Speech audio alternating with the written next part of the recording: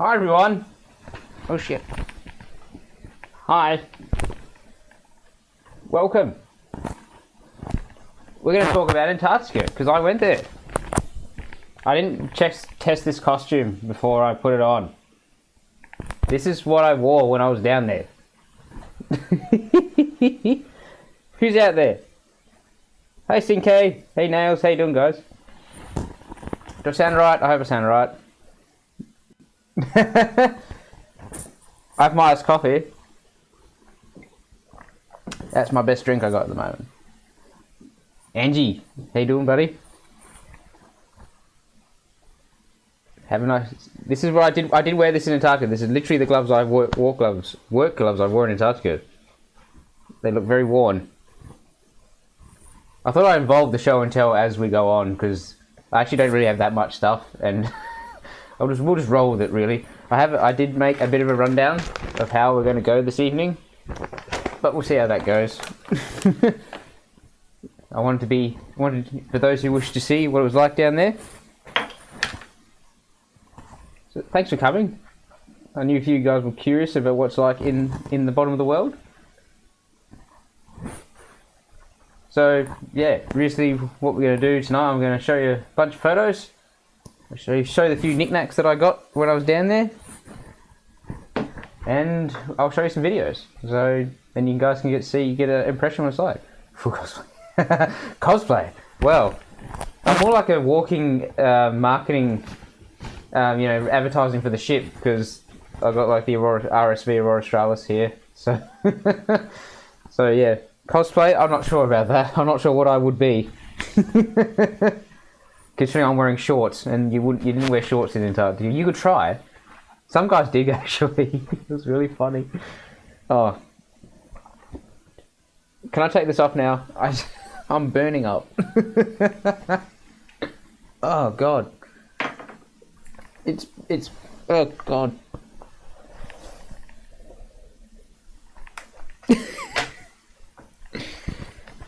Oh, there we go.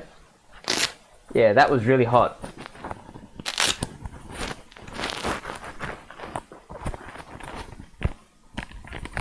And we'll leave music tonight is courtesy of my mate's band, Puritan, who don't perform anymore, but the music is quite lovely, so we'll leave it hanging around. So, how about it we have a look at some photos, eh? Curious a bit of photos? Once I find the right scene. Face revealed. It's through my sunny glasses. These glasses are awesome, by the way. If you ever want to buy a set, Spotters, I do recommend. They're not a sponsor, as much as I would like them to be. So how about it? How about we get cracking? I have my water, courtesy from my Antarctic water bottle, real Antarctica water bottle.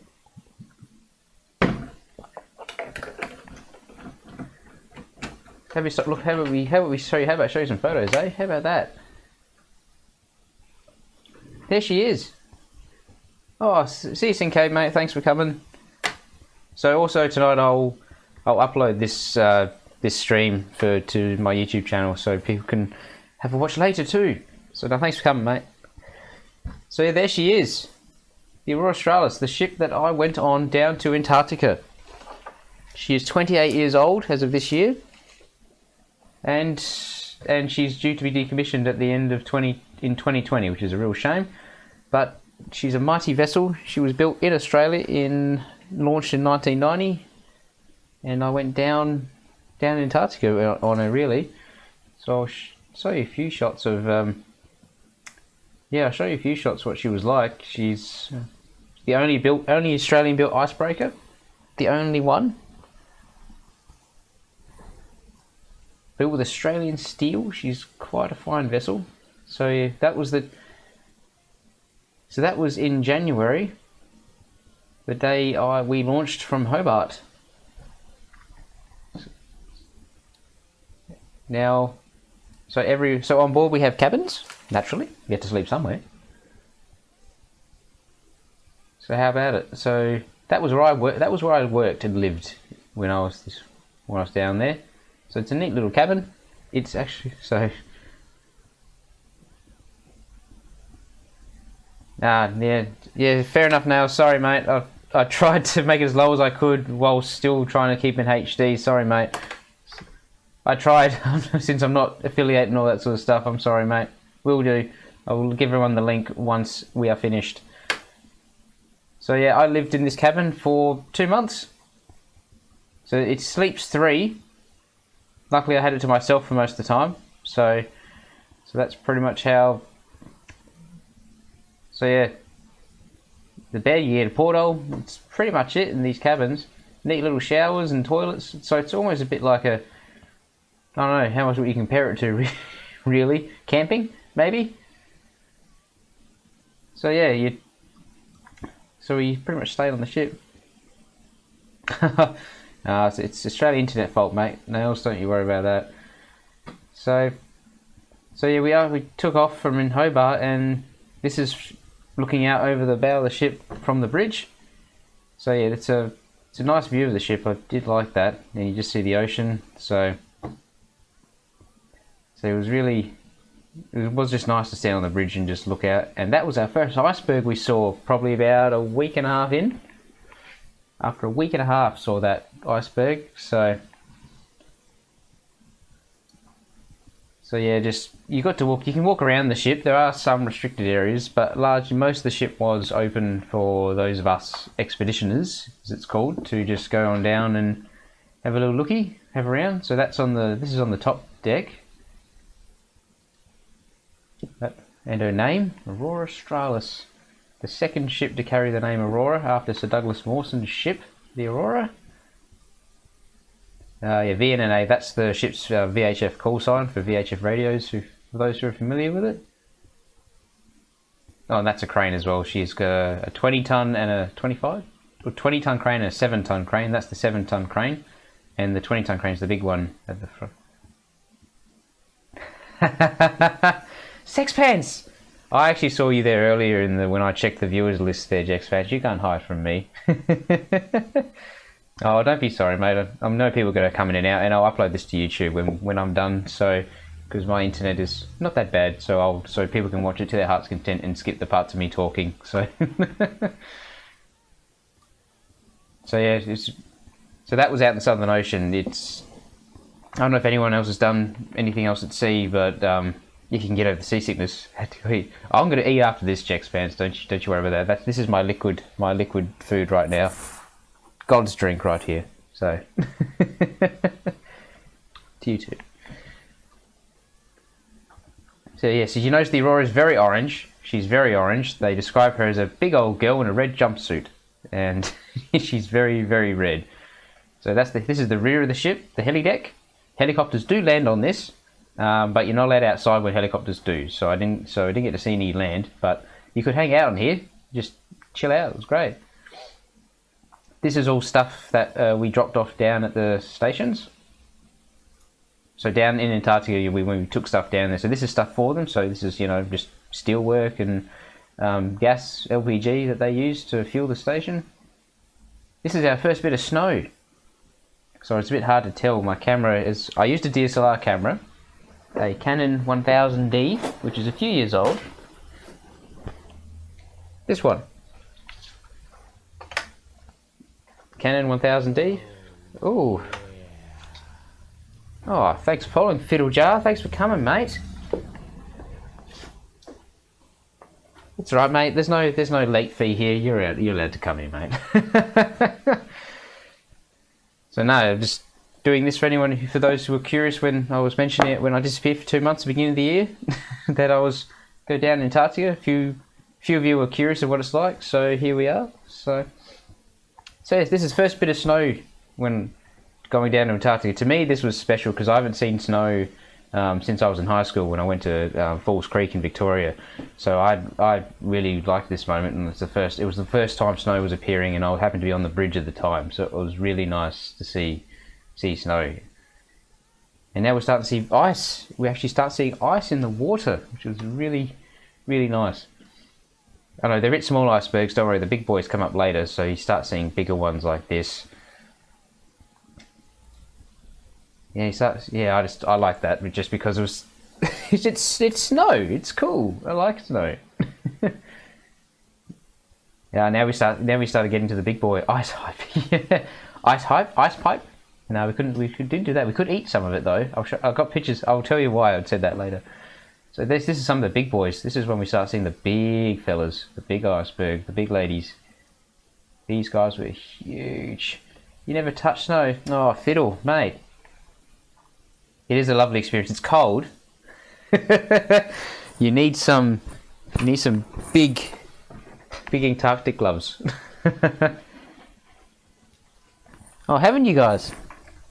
I thought everyone touched snow. When I used to tell people that I rarely or hardly touch snow, people were like, "What do you mean? I just go to this place." And it's like, what? So yeah, I recommend touching touching snow through these type of gloves. So yeah, it's cold and it's really an interesting sensation because of different kinds of snow. This type of snow, it was more of a powdery ice, so it did feel like I don't know, like fine. I don't know. Let's see. It does snow. You can't have fake snow. It's still water and turn into ice, I guess. It's just not natural. That's the difference, I guess. Naturally made. Yes. So yeah. Don't worry, I'm not going to show you 1,000 pictures of icebergs. I cut most of them out. So let's go. Is there much snow in New South Wales? I don't know, sorry. I only know in Victoria. And the highest point in Tasmania does have snow, but you can't go up there and like ski and stuff, as I was told from the locals when I was down there. So yeah, so this is where we start getting the bigger icebergs. So fun fact, the part above the water is usually 10 to 25% of the size of the iceberg. So you got to think there's probably, close to 90-75% of the iceberg is below the water. And considering how big some of these things are, it is nuts. It is completely and utterly nuts. And we start getting really funky shapes. And birds. We start wildlife. We started seeing wildlife. So I believe these are petrels, they're called. They're petrels. So this is, and then the Aurora starts breaking through ice. So she doesn't really. I was told she wasn't doing true ice breaking, which she's breaking through solid ice. It's basically just ramming ice, basically, to get it out of the way. Creation. I went for work, Fiddlejar. So no, anyone's got any questions, by me, shoot them out in the chat, and I will do my best to answer them for you. So did I go for work? Yes, I did, Fiddlejar. So I worked for I should have mentioned that at the beginning. Sorry, I went work down there for the Australian Antarctic Division, which is part of the Australian federal government, and so I was employed as an IT and communications tech. And so they're based in Hobart, and it's a contract job. So I was working for them for 2 months. So yeah, it's one of the few ways in Australia you can get down to Antarctica essentially for free. So yeah, it was a great experience, not just from a work perspective, working for our government and a different workplace than where I do usually work. And yeah, it was great people to work with, and yeah, my bosses were lovely, management were great. It was and it's a great way to. So yeah, I saw that on the website. It's one way to get to Antarctica free. Work for the government, and it's true. If you can get the job, it's very good. How long did it take you to reach this point in the journey? It's about 2 weeks. 2 weeks, Jax fans, to start seeing ice of this scale. It is about 2 weeks. So yeah, you've got to put up with the open sea for a while. So if you're not good at sea, you may not get there. So it's about roughly 2 weeks by sea or 4 hours by plane to hit Antarctica itself. But to hit this point, it's about, I can't say, but I hope pieces, how you going? Yeah, no worries, mate. Yeah, I'll upload it to YouTube as well, so Twitch doesn't remove it on people as well. So not a problem, mate. Thanks for just popping your head in anyway. I knew picking a time for people to watch would be nearly impossible. So no, of course, mate. I'll absolutely give you the link, and anyone else who wants it once we're done tonight. So thanks again, mate. No problem. So yeah, ramming through ice. Now, if anyone wonders why there's brown in this ice, It's not poo. It is actually called brown ice. Where's my piece of paper? Part of show and tell. So what I have here, this is a chart that tells you, that outlines different kinds. Oh, thanks, Pieces. You're a legend, mate. Thank you very much. Everyone can see my crappy alerts I've set up. I've only made one alert that I actually put in real any effort to, but the raid alert. So I wonder if anyone's actually going to do one tonight. You all can experience this madness that I spent about a whole 10 minutes on. So yeah, in Antarctica they do classify ice. They do a lot of research down there, which is why we're down there in the first place. And this sheet here, this piece of paper was given to me because it outlines different kinds of ice. Yeah, don't expect you to read it. It's all right. So it tells you, how big pieces of ice to be classed. Like they all have names. So, and the brown ice here is called brown ice, and it's not poo. It's algae. So yeah, so it's frozen algae in the ice. So thanks, Fiddle Jar, mate. Cheers for that. Thank you for the host. It's very kind of you to place me on your channel. So it's very nice of you to do that. So yeah, brown ice, which is the part at the bottom of the sheet. Brown ice. See? It's real. Oh, Jack's Pants. Very nice of you, Sex Pants. Thank you very much for placing my face on your channel, for which you will stream one day if everyone else is going to pester you into it. I'm not going to, because I respect you, so that's fine. So yes, brown ice. It's full of algae, okay? It's not poo. If you hear brown ice in Antarctica, it's full of algae. Fun fact. Next photo. So yeah, this is what it starts to look like when we're looking in front of the ship. So yeah, so if you can see in the distance, oh no, you can't see that. You want to see ice. Do a look at me. There we go. So yeah, if you see in the distance there, you got a bunch of ice. We start to get into it. And this you start getting ice flows, so it's flowing ice. So this is free ice here, because you can see it with all the big boys in the background. And there's me. I was really there. If anyone was in doubt, I was actually there. Kindly taken by one of the watercraft operators. Thank you very much, Nadia. It was very nice of you. She's not here. So hi, Emily. So if anyone wondering why am I wearing a shirt, it's not cold inside the ship, okay? I put this same picture on my Facebook, and that's the first question somebody asked. It's like, how could you wear a shirt? You're in Antarctica. It's like, well, the ship is built to work in Antarctica, and they have heating, okay? It's not primitive. So yeah, there's a lot of shots from the bridge, okay? I'd really like this view. It's one of the best views on the ship. So yeah, you start seeing scattered ice. Just goes everywhere. El Noog! Mate!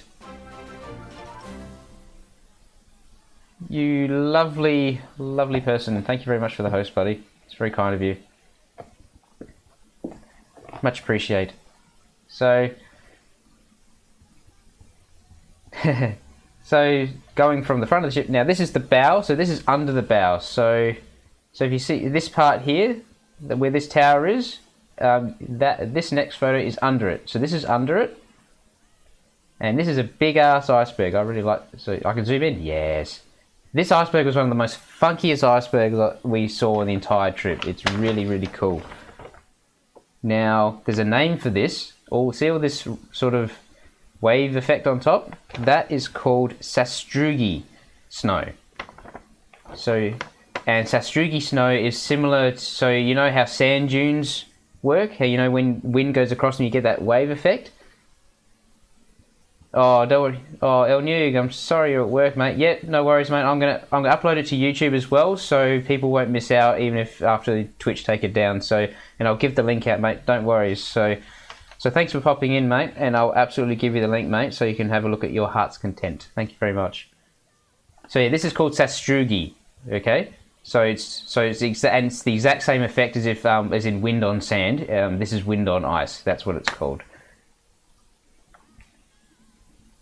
So yeah, this iceberg was huge. All right, it's a bit hard for you to it's even really hard for me, as much as the photos, to gauge how big these things actually are, because they are fucking huge. Okay, like, I don't like to swear too much unless it's called for, but sometimes these icebergs were bloody huge, I tell you.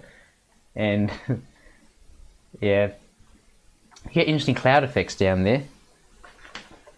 I can't remember what this was. This wasn't a meteorite, that was another shot. I can't remember what caused this. I think it's just a stray cloud, and it looked really close. It's really interesting. So, alright, so this is the front of the Aurora, standing on the bow. So, I think she's a lovely looking ship actually. You grow attached to her after you're living on her for two months actually. So that's the bridge up there. So these windows here, that's the bridge. So some of those other shots I showed you of me, you're looking out over front of the ship. So that is the bridge up there. And this is we can stand on the bow and we can just hang out. At the master's request, of course. So, oh, she is, Jack. She's a very nice lady. She's absolutely a nice lady.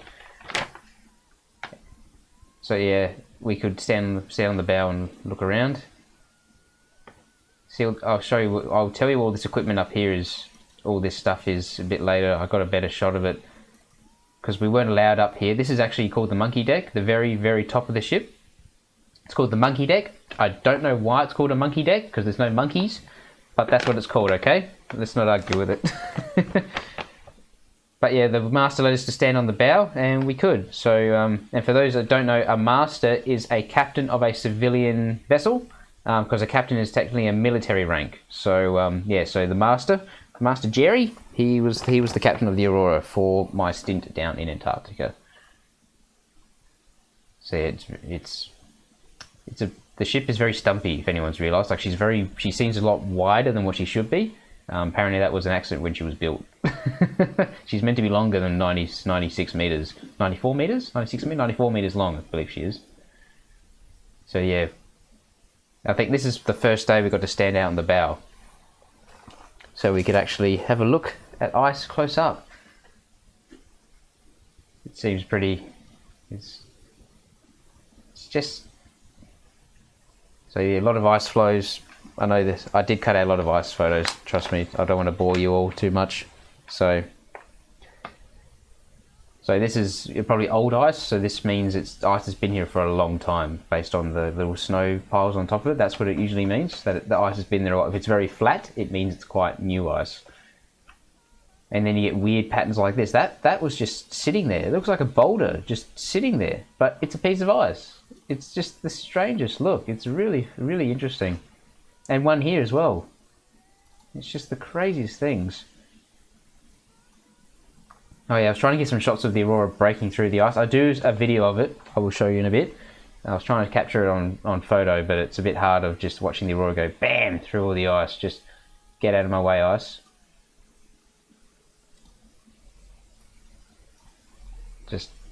And it just goes on forever. This is one of the bigger icebergs we ran into. That hole was probably big, could have been big enough to fit the ship into. That's how big the bloody thing was. And we didn't see it. It didn't break though, unfortunately, which was a bit of a shame. We really wanted to see it break. Okay. Yep, this is the part now. They did a lot of scientific research when we're going down there. So on top of the ship, where I pointed out before, the monkey deck, there's a lot of scientific equipment. There's about $13 million worth of scientific equipment on top of the ship. Yeah, it's a lot of money. And this is part of it. So this was a laser that was pointing straight up in the air. I think this was an RF microwave generator as well. Actually, we were getting a radiator standing this close to it. So this was part of a tour that we got from the atmospheric research guys. Which station we get? But Jacob, which station were we going down to? We went down to Davis and Morrison Station. So yeah, they're the furthest away stations. Or Mawson's actually the furthest. So we went to resupply Mawson, and we went to pick up the winterers and the summerers and from Davis Station, and we had to give them water as well. Yes, Jax. For those who aren't familiar, yeah, thank you for those of the Pocketeers and Bajonians who have joined us tonight. Anyone who's popped by, thank you for stumbling by. It's really nice for you to be here for my trip down to Antarctica. APT. APT Smart Chat. So that was where they launched weather balloons. They did weather balloons on board the AA as well. And I got some photos. I launched a weather balloon. And I'll show you how well it went. Is it was named after you, eh?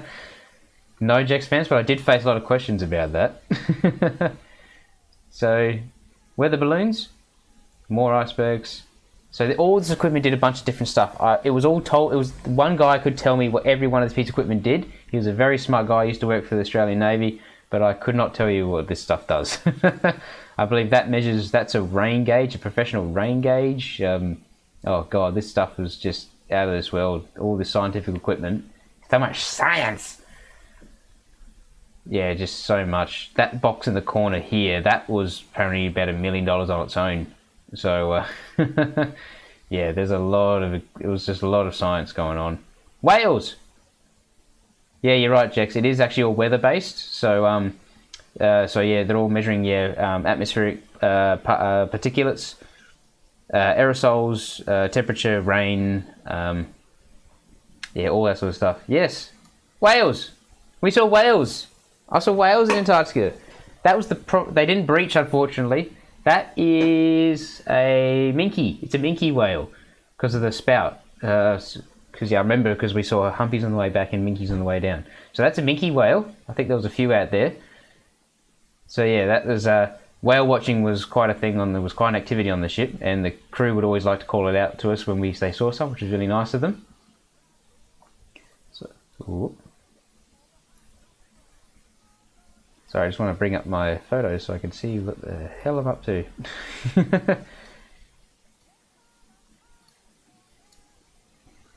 So yeah, minke whales. Sorry, none of them breached, unfortunately. Sorry, Jex, and I couldn't get any photos of them close up because I don't have a good telescope on my camera, so this is the best I could get.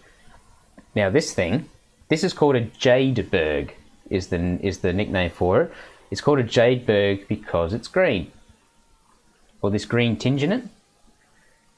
So it's actually sort of rare to see these because it's so a Jade Berg means it's an iceberg that's flipped over, and the jade is caused by frozen seawater on the iceberg. So that's why you get the green tinge. So a Jade Berg is sort of like it's a rarity. So everyone like points them out. It's like, oh, Jade Berg. So I was told this is more of a dirty Jade Berg, but I think it's a Jade Berg all the less. So we waited an hour to look at that, because I waited an hour on the bridge one night because we could see it in the distance through binoculars, and then we finally caught up with it, and this is what it was. So yeah, Jade Bergs, I don't know, it's almost like a good luck thing. Like you've seen a Jade Berg now, it's one of those rare things in Antarctica to run into actually. So a Jade Berg is really cool to see. And if you notice, penguins. First lot of penguins I think I saw on the way down too. These are penguins. Sorry for the quality of that shot. I couldn't get the focus quite right on that shot. So penguins. These are Deli Penguins. Adelis are the common penguin you see down in Antarctica. So if anyone remember, no algae there. Now that's so all this red stuff. This is krill. It could be their poo as well, but it's mostly krill, I'm told, of what they're eating. So it's not, and it could be some of their poo. It's not blood. They're not eating each other. It's krill and poo. That's what creates that sort of discoloration on the eyes. Newt, yeah, they're pengies. They're pengoos. Yeah, so the Deli Penguins, they're in the news recently. Like they found 1.5 million of them in a colony. So they're finding stuff all the time down in Antarctica, and yeah, the Adelis are the common one. They're really funny. You can watch these guys for hours. They're so funny to watch, and they're just hanging out in random places. It's really, really cool. So at this point of the journey, we were just a bit over 2 weeks in. We hit Davis Station and saw land for the first time. So you see a bit of rock out here. So this is the ice around Davis Station, and there's Davis Station there. One of Australia's 3 stations that they have down there. So we've got Casey, Davis, and Morrison, and this is Davis. Now, should mention people have died while expeditioning in Antarctica for Australia. So It's not many. It's not a dangerous job. If anyone's considering wanting to do one in the future, don't be put off by that. These are extreme circumstances that unfortunately these people have lost their lives. So there are memorials permanently at each station of which they were stationed at to remember them. So yes, it is unfortunate. There hasn't been a death. There was one 2 years ago, but otherwise it's been only a few people unfortunately have lost their lives over the 70 years Australia's been going down to Antarctica. But we will press on and we remember them. So this is Davis Station. This is a jet barge moving water to shore. And that's the wharf at Davis Station. So as you can sort of get an idea, it's not a lot of, it's very, so you think Antarctica is just all rock and ice, okay? Antarctica is made up of volcanic rock, ice and snow. That's it. There's bugger all vegetation and some animal life. So that's why it just looks very brown and white everywhere. So in case everyone was thinking, everyone just thinks about ice, there's like a fancy green somewhere else. Nah, there's no green like that. It's all volcanic. So that's why it just looks like you're sitting in a quarry. So yeah, that's Davis Station, where a bunch of people are living. See, it looks like it's a little village really. All the buildings work like that, just a little village. So I took a few shots around Davis. Like it's surrounded by ice. I think this is the night we were leaving Davis after we had to deliver water to them because their reverse osmosis plant broke. So reverse osmosis, people know, is a process of removing salt from water. So it's like desalination, I believe. And that broke. So the Aurora Australis has a desalination plant on board. So she was offloading a bunch of her water to Davis Station, and then we went on to Morrison Station while Davis fixed up their water production. Excuse me. So this shot was to try and point out that this was now. If anyone realised, what are the daylight hours in Antarctica? Long. That's midnight local time. You guys say, yeah, we did. Yeah, we did, Jex. We did actually literally say that they were running out of water real fast. So this was at midnight near Davis, and that's as low as the sun gets. Okay, so I didn't see nighttime when I was down there. There's no night. And those gloves that I'm wearing in that photo, excuse me, where are they? Where's my other one? Oh, here it is. What's the net situation? The net situation, but Jago, the internet at the actual Antarctic station is actually very good. They actually had they run satellite, obviously. They actually had their first satellite upgrade in January, just before we went down. Their first upgrade in 10 years, and the connection could be compared to slow ADSL. That's how good it is down there. So when they're down there, they're not disconnected, which is really, really nice and helps for their families and friends, for those who work down there for 6 months or 12 months. So that's the glove I wore in that photo. It's not Darth Vader glove, I've got the other one here. So so these are like the light working gloves. So because I can use my fingers and so I can still work them and stuff. So like most Australia, yeah, pretty much, Angie. But yeah, when you're living in the middle of nowhere, it's quite you sort of appreciate how much just having any connectivity at all is. Like those of us in Australia, we might think, oh, slow internet, it's shit, blah blah blah. But when you're working down there for a long period of time, you do have any connection back home for people to hold on to. That is really precious. So the connection's that good now that they can actually if they don't use it at all and they just use it for streaming, they can actually watch. They were watching the Olympics when they were down there. They were live streaming the Olympics in not bad quality, I was told. So yeah, that's quite. So they can stay connected, which is really good. This is just one of the stairwells in the ship, just to try and get an idea of how big she is. She's got 5 decks, I believe. A, B, C, D, E, F. Yeah, she's got 6 decks. Excuse me. They could stream this. They could, Angie, if they knew about it. But they're like, well, you'll know this. We're sitting there, so yeah. Some of the ice gets really packed. So this is we're just driving. So this is when we left Davis going towards Morrison. So all the ice just sort of hangs out near Antarctica. So this is where we're just sort of going through ice to get to Morrison. So you're just going through all this broken ice. And yeah, the Aurora's just banging on through, just bam, bam, bam. She just bangs on through. Sorry, your question is trouble sleeping?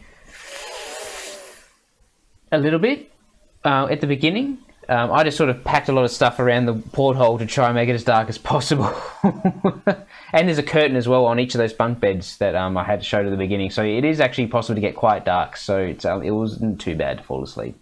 So but when the ship was moving though, that was a real more pain in the ass actually to sleep than actually the lights. So that was out in the ocean. But around Antarctica, it's still. The water is just still, which is fantastic because all the ice acts as natural ice break. Water breaks.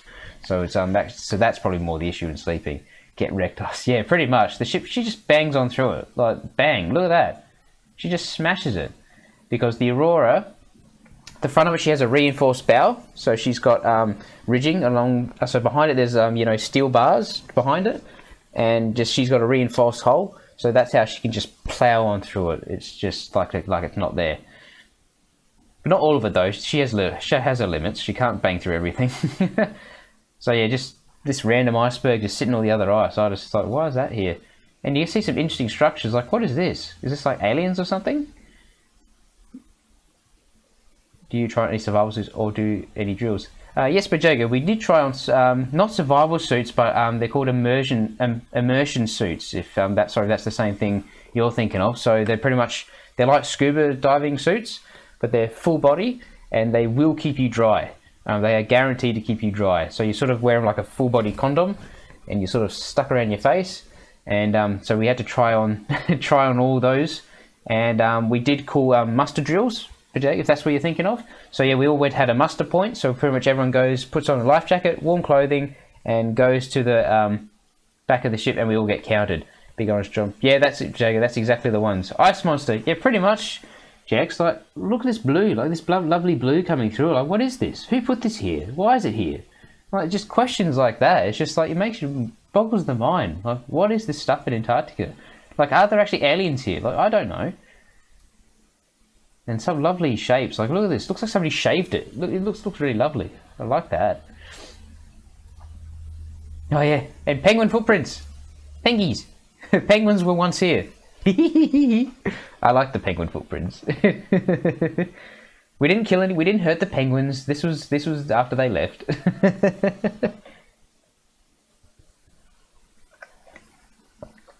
It's just ice forever. Oh, icicles! And this iceberg had icicles on it, which was. Did I have a better shot? Is my next photo a better shot of it? No, I didn't. I didn't have any. Go away, Microsoft. So there's icicles along this iceberg, which is really cool. Looks very pretty. It was very pretty, this iceberg. And yeah, look, just how dense the ice got. Like, this is what some of my... We didn't kill... I promise you, Angie, we never killed any penguins. That's against the law in Antarctica. You're not allowed to hurt any wildlife, and we certainly did not. This is how packed the ice got. You pretty much couldn't see the ocean. This is just how dense it got. It was just unbelievable. Oh yeah, Jex, there was nothing wrong with touching the ice, but the fact we're on top of a ship was an issue. But I will show you something which you may really like actually in a bit when you're talking about touching ice. So, seals! Saw seals! Seals. This is a Weddell or a crab eater seal. So there's a few seals down in Antarctica. There's like the leopard, the crab eater, the Weddell, and there's an Antarctic fur seal, I believe. I think there might be a fifth one, sorry, which escapes me in the moment. So, hey mate! Yeah. So yeah, these guys are just so chill. I think this was a Weddell seal because of his lighter colour. Or is a crab seal because of his big head. So, yeah, sometimes you just see these guys just chilling out and they just don't care because animals, they treat humans with curiosity in Antarctica, not fear. Because that's part of the whole law about all the nations that are down there. We all have to be nice to animals. And, hey Evie, how you doing, mate? Thanks for coming. And, yeah, we have to, and they just chill out. Like, see, they're just all lax. They don't worry about it, mate. No worries, mate. I did take a few pictures of seals because you don't get to see seals every day. that might have been his dinner. You know, that's probably blood. Okay, this time might be blood or poo or both. And then, yeah, they just chuff on off. They just do whatever. Yeah, I'm good, thanks, Evie. Thank you. I had a good sleep in this morning, so so I feel a bit better than I did in the last few days. I did look at like pictures of seals. I'm sorry. There's so you see a few seals. So there's a one down here. There's another guy chilling out up here. Again, so I don't have a zoom on my camera, so it was a bit difficult to get really tight on some of these pictures. So yeah, they were just everywhere sometimes, and yes, there's a big petrel, big birdie. More brown ice, more algae, just Aurora smashing her way through.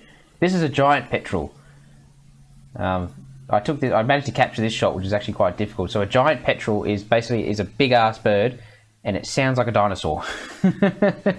It sounds really interesting if you ever hear one. I didn't hear one directly, but I was shown some footage of some giant petrels, and they're big bastards. Oh, thanks, Jex. I thought that was I was lucky to get that shot. I want to get one more of his face, but you know, you can't ask bird, can you turn around, please? No, it's not. It doesn't work like that. So yeah, you get really funky burbs. Yeah, Angie. There were a lot of interesting burbs down there. A bit bigger burbs than what maybe our mate Barjo would be encountering. The snow petrel was quite a big burb. So you get just piles of ice like this, just all crushed together, It's just really interesting shapes. It makes the mind wonder how it got that way over God knows how long. So, yeah, lots of ice. Yeah, nice colours of just what you see under the water. And if anyone's wondering how is the water not frozen when there's ice all around it, fun fact: seawater doesn't freeze at 0 degrees. It freezes at minus 1.7 degrees. So the water is, I believe, around Antarctica was about minus 1 degree. So that's why it's not frozen. It'll bloody kill you if you're in there if you want to go for a swim for a while. But it's not. That's why it won't freeze, because then that's actually has to get quite cold for it to actually freeze and get really interesting shapes like this. It's really cool. Just all this funky shapes. Makes you want to go again, and I do want to go again. This would be great. Yeah, bigger. This was the beginning of. Okay, so this was part of just toward a day out from Morrison Station. So this was an area on. It is on the map. It's called Iceberg Alley. So Iceberg Alley is it's a natural channel from the northeast towards Morrison Station, and it's just lined by big icebergs, and there's just a clear shot for ships to get down there. So. This is the start of that, so you get these really huge icebergs on the horizon, and you can see down the edges of the ship, and they're just all sorts of shapes, and you just like there's holes in it and stuff. You just makes you wonder just how nature can do these fantastic things. And yeah, the icebergs just were all the way out to the horizon. It was this was one of the most beautiful nights actually down there, because one of the guys on the ship was playing. What was he playing? They had some good music going. It's really good. The Who? Yeah, they were playing The Who, which was awesome. Just ice everywhere. So yeah, this is one of the beautiful shots I think I managed to get. So just icebergs in the background, Aurora going through, sun low in the sky. This was probably about 10 o'clock at night. So you just lines the horizon. It's just why is it just on the horizon? And then we got some beautiful shots like this with the cloud, and yeah, it is pretty. Jex, just yeah, this was one of those nights I stayed up a bit longer, because it's just like how often do you see this? It's just the sun just perfectly being filtered through the clouds, and all the ice just having silhouettes everywhere. It's just really natural and really nice. Just big icebergs everywhere. And how cold it was getting, because it looks like the windscreen wiper had a bloody frozen boogie in his nose. It was I thought that was funny, that's why I kept that in. Yeah, I like this shot. I like this one. The Aurora Ice Silhouette Sky. This was really, really something down there. Really was. Listening to The Who in the background. And I have a photo of it too. I mean, not a photo, a video, which I will play for you a bit later. I'm not sure about that one. I thought the glare was a bit much, but made a good Facebook photo for a while. So, yeah, this is. I think this is about early morning, the next day. So Aurora was still going through. I shot some of these shots through glass as well, which I was really happy about how they turned out. So, because they did keep the windows clean. Okay, so this is on the approach to Morrison Station. Our purpose of being down there. So this was at this point by about three and a half weeks in. So it was in February by this stage. Between the stations, Jax, it was about 3 days. Yeah, 2-3 days. Yeah, I believe it was three. So to get from Davis straight across, so Mawson is like sort of like a big curve we had to take to get to Morrison Station, and go through all this ice, which is why if you sort of work it out mathematically, you could probably get there faster. But you sort of think there's all that ice in between we had to get through, so that's why it took 3 days. So this is the edge of the ice pack before we got to Morrison Station. So Morrison Station is on the edge here, so that's Antarctica mainland out there. And Morrison Station is hidden in there, so Aurora was about to break out their size. And there she is, that is Morrison Station. Apparently, arguably, some people say one of the nicest stations down in Antarctica, or out of the Australian stations. Oh, yeah. Ramo, mate, thank you for following. Very appreciative of you to do so. Hope you're enjoying my little Antarctica stream, mate. A few people were curious what I did when I disappeared at the beginning of the year.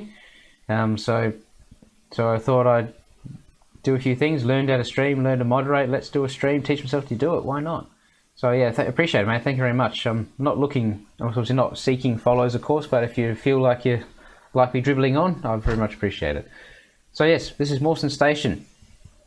It looks like a little village, doesn't it? And it is essentially a little village. So yeah, rocky outcrop. They use wind power and diesel generators to power the station. Yeah, this is some of the ice knowledge. Yes, Ramo, gaining all the knowledge. I found it a nice technical challenge to actually figure out how to stream. Moderating's not that hard, but I did do a lot of reading on it. I just want to make sure we all get it right here. And yeah, so I killed 3 birds with 1 stone. Thought it was a good opportunity. So this is all the mainland around Morrison Station. This was the first time I saw a lot of the mainland of Antarctica. So like just these mountains out here, they were probably huge. It was just so hard to gauge how big they are, but it's just so awesome just seeing that sort of natural structure there, and you just never seen it before in your life. It's really something. And all this plateau behind Morrison Station, like people ski down this. They can ski on it. I couldn't get to, unfortunately, but the guys here can, which is lucky bastards. So yeah, there's so much snow and rock around here. It was really, like, you could say there's a lot of nothing in Antarctica, but it's just so interesting and natural, and just a lot of animal life. It's just such a different place. You could say it's a lot of interesting nothing. You probably could say that. So much rock, rock and roll. So these are people who are living at Morrison Station. Hi guys. So these guys, they were waiting there because we were sending a guy ashore first, as soon as the Aurora got there, because to fix a wind turbine, which was one in the corner of one of my previous shots, because the propeller fell off. So so these guys were waiting to receive him, and these penguins were just chilling out because they could. That's how close you can get to them. You know, that's probably like 3 meters away. You know, they just really chill. It's great. Oh, there's one here too. I missed that shot. Oh yes, Morrison Station. Yes, penguin fronds. They are fronds with the penguins down there. Everyone's fronds. So yeah, that's one of the fuel. So there is actual diesel in those tanks, and they write Morrison on the front of them. Funny that. yeah, just a big ass mountain behind the station. No idea if it's got a name, but it's just so cool. So yeah, that used to be a wind turbine. The propeller fell off, so yeah, it's no longer a working wind turbine. It's just a stack. Mount Morrison. It might have been. I don't know if it might be called Mount Morrison. See, more penguin fronds. I think I got this shot because I borrowed a zoom lens from a guy who we were dropping off at Morrison Station. He had a 300mm lens, so I borrowed it and took a few shots with it. So yeah, these penguins, they look very, very, very adorable with their little suits on. Looks great, doesn't it? Oh yeah, so this was one of the boats of the Aurora Australis. This is their search and rescue boat. So they were using this to escort the inflatable rigid boat, the IRB, that we were using to take the guy ashore with. So yeah, more mountains. Sorry, I just took random shots around the place. So that's the radar dome, and that's how they get their internet in through this big ball. And yeah, they mostly eat and live in this building. The operational work happens in this green building, and here is the Bureau of Meteorology. So that's where they'll do their work in there, and they work in that building as well. This is some of the workshops down here, and this is the old station. These old buildings in here, that's the old station. So they just built next to the old station because you can't really break apart a lot of stuff, or it's so hard to get stuff back to Australia sometimes. So they just leave it there. Yeah, no one could tell me what caused this broken ice, like something it looks like something landed there, doesn't it? Like no one could really answer it. No one knew why this was here, but it's there. And it's just another one of those mysteries down there.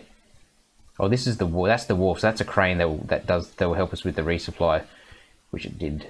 Yeah, that just a clean edge of ice. Just how things got like that. It's just okay. So this is the first night. So at night, the ship doesn't stay near Morrison Station. It goes out into the open water and where the ice is, because the Aurora can then, once she's moving, she keep making water.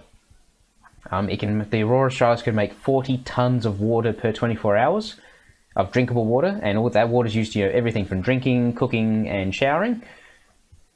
So, and it used. I was told the ship uses about 20 tons of water a day. So, gaining about 20 tons of water per 24-hour period.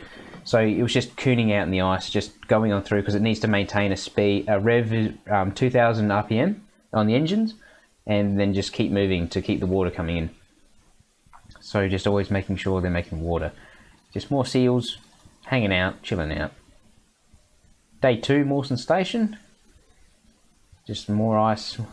So this is all ice in here. So this is all ice. So this was a problem when we were there, because we couldn't get this boat here. This is a jet barge. So it's a flat bottom boat, and it carries things. But big ass shipping containers. This barge can carry it. And you see with this ice now, it can't get to the wharf. So this was a problem because we couldn't get the Aurora into here or any of our little boats into there, because to begin resupply and refueling of Morrison Station, because they needed diesel, to fill up these tanks here to survive the next 12 months, and obviously food and stuff to survive the next 12 months. So this was a problem because this ice was meant to not be here. So that became part of the reason why this resupply is now the longest in history. 17 days. So this barge was checking how thick this ice is. That's why I was out there. So it ran out and they rammed a bit of it, and they were trying to measure how thick the ice is to try and come up with a plan of how they might be able to break out this ice. This is an IRB, the inflatable rigid boat. It was doing the same thing, doing a bit of testing of the ice, seeing how thick it was. And this is how the barge works. So the barge, when it came next to the boat, it just sort of pushes itself against the Aurora Australis, just runs into it, and just pushes its engines, and that way it just stays there. So that way the crane driver up on the ship can lift stuff down onto it, and with relative safety, knowing the barge isn't going to move. Weather balloon. This is one of the weather balloons. So these two fellas here, they work for the American government. There's a research called the Atmospheric Research Monitoring, the ARM project, and that is a division of the American Department of Energy, who have more money than the entire Australian government. So that project is responsible for testing atmospherics throughout the world, and they use the Aurora in the Southern Ocean because there's no land mass, a lot of land mass in the Southern Ocean to do that sort of testing like there is in the Northern Hemisphere, because they can go, you can go to the top end of America or Russia and they can do that sort of testing there, but you can't have do the same thing down south. So these guys are from the American government. They're actually both South American, and yeah, they were doing weather balloons, and they maintain that equipment that we saw in previous photos on the top of the Aurora. So this is one of the many weather balloons they released down there, and they just let it go. And there's a little sensor hanging off the bum of it, and that's how they know. So it's a bit hard to see. Sorry. So this dark streak here, this was a meteorite that exploded. I got to this point and took the photo about 30 seconds after it happened. I was so annoyed that I just missed this meteorite. So this is a meteorite that came through and exploded. So yeah, that was a bit annoying. But you could see all the movement in the sky after the fact. So I tried. Yeah, more lovely ice, old ice, just for as far as the eye can see. Look at that, just everywhere. The temptation to just want to walk on this stuff, but yeah, they wouldn't probably frown on that too much. They'd frown on that. Yeah, that's the moon. When's the last time you seen the moon that low in the sky? Yeah, is that a blood moon? Probably. If anyone else knows, I think it was a blood moon. But yeah, that was something, because somebody thought that's the moon. Like, holy shit, really? So yeah, the moon is that low in the sky because you got to think we're at the bottom of the planet, right? So it's just you got to think where is stuff in the sky. So there's the moon. It's on the moon is on the horizon. Come on, this is how crazy it is. What are you doing, silly moon? How dare you? You're meant to be up here, you silly bugger. Thank you, original Andy. Yeah, this is real Antarctica right here. Really cool stuff. Penguins everywhere. They're like, oh shit, bro, the red thing's after us. They just run around. They look like little drunk people the way they move their flippers when they run. It's really cute. That's why you can just watch them for ages. They're so funny. So yeah, more landmass just looking out from back out in the ocean. Aha!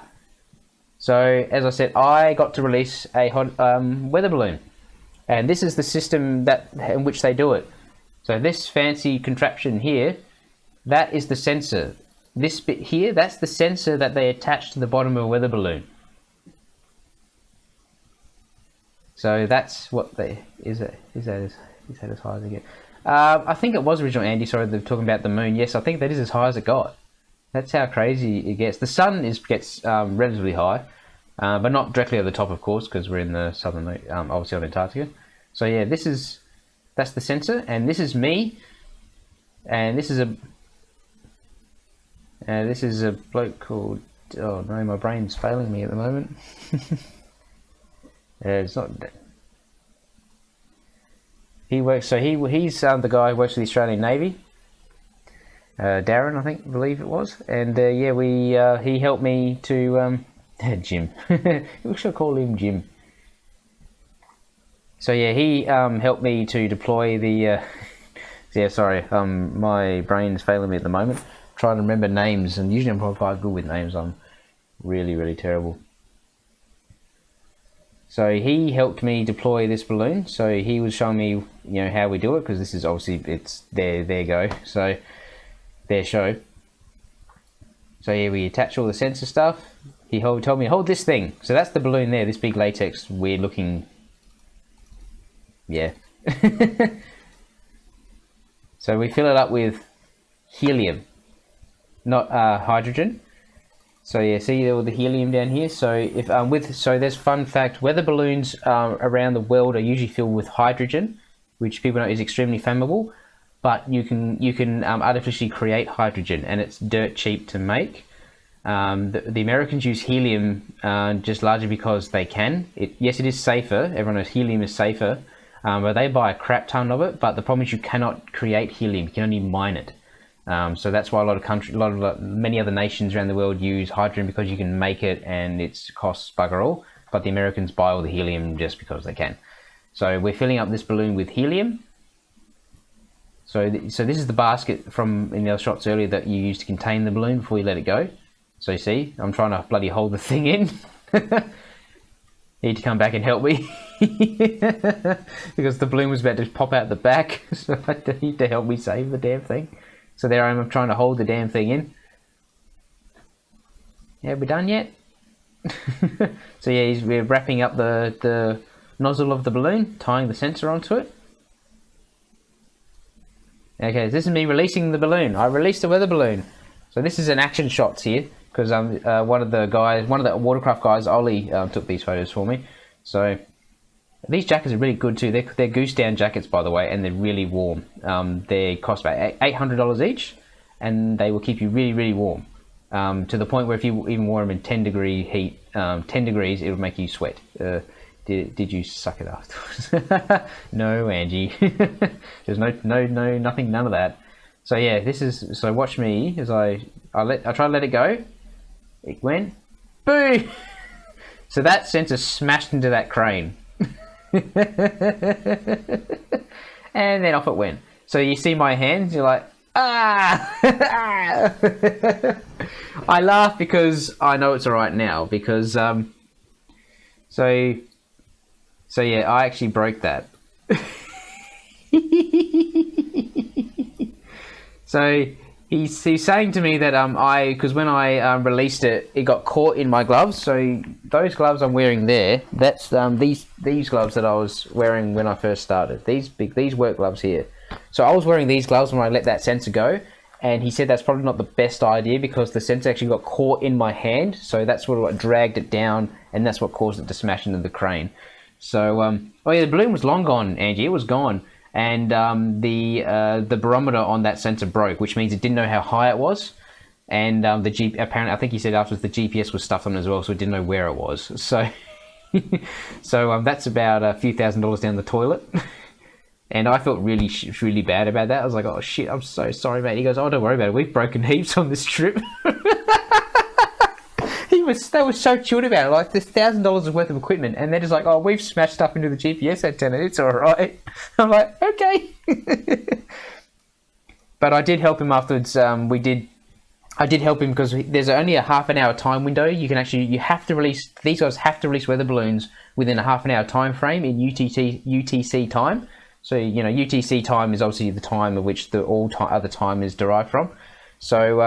So when you release a weather balloon around the world, when scientists who are reading this information, you must release it within a certain time frame, and so it's a half an hour time frame. So this is what this was. We were within the time frame of doing it, so we did it. But we're getting near the end of the time frame, so I had to help him actually do another balloon really fast. So because I felt really guilty, I helped him to actually get the other one released within the time frame, so then no one would get in trouble, and it was all fine. It was fine. It was fine. We didn't break the next one because he released it. And more penguins. Penguins everywhere. Just so many penguins. I always got pictures of penguins because they're just so funny. So, okay, this is an area on the ship. It's called the bunker door, the bunker space. So this is a door that pretty much lets you on and off the ship. Well, you don't walk through it. It's a maintenance door. So it's where they refuel the Aurora Australis. It's where they can get stuff into the engine room, which is this big door down here. But when we're down in Antarctica, it's how we get people on and off the ship. So that's a step ladder. There's a wooden step ladder sitting there. So that's a fuel manifold. So that's how they refuel the ship. That's a harness because so this space, it has to be manned at all times when somebody wants to go on and off the ship. And I was asked to help out in that regard. So when you're down working for the AAD, you do stuff outside your normal role, right? So there's me, the IT guy, there was a crane driver who came down to help as well, and the inventory officer, and a guy doing atmospheric research for the Melbourne University. So all of us were helping down in this bunker space to just help out the crew, really. That's what you do. You help out when we're down there because obviously you're limited of what you can do, and you just help out wherever possible. So I was doing this a fair bit. Just all you do is put on the harness, help people on and off, and just keep in contact with the bridge. Just let them know what's happening. So it's a pretty easy job. But I did get some good shots outside that door because I didn't have to worry about a window being in my way. So this is Morrison Station again, back again, starting. This is, I think, the first day of resupply. Do penguins wander up to the base? Yeah, they do, rejoin. They do. They wander into the base sometimes, I'm told. He said some people think they're stupid. They just wander into it. They do wander in, and absolutely they do. So yeah, ice everywhere. This ice is actually a problem. I think I might have a shot. Some of the boats are actually pushing it out the way because it can't run into the fuel hose that we're about to push out, and and can't hit the ship obviously because the ship has to stay stationary.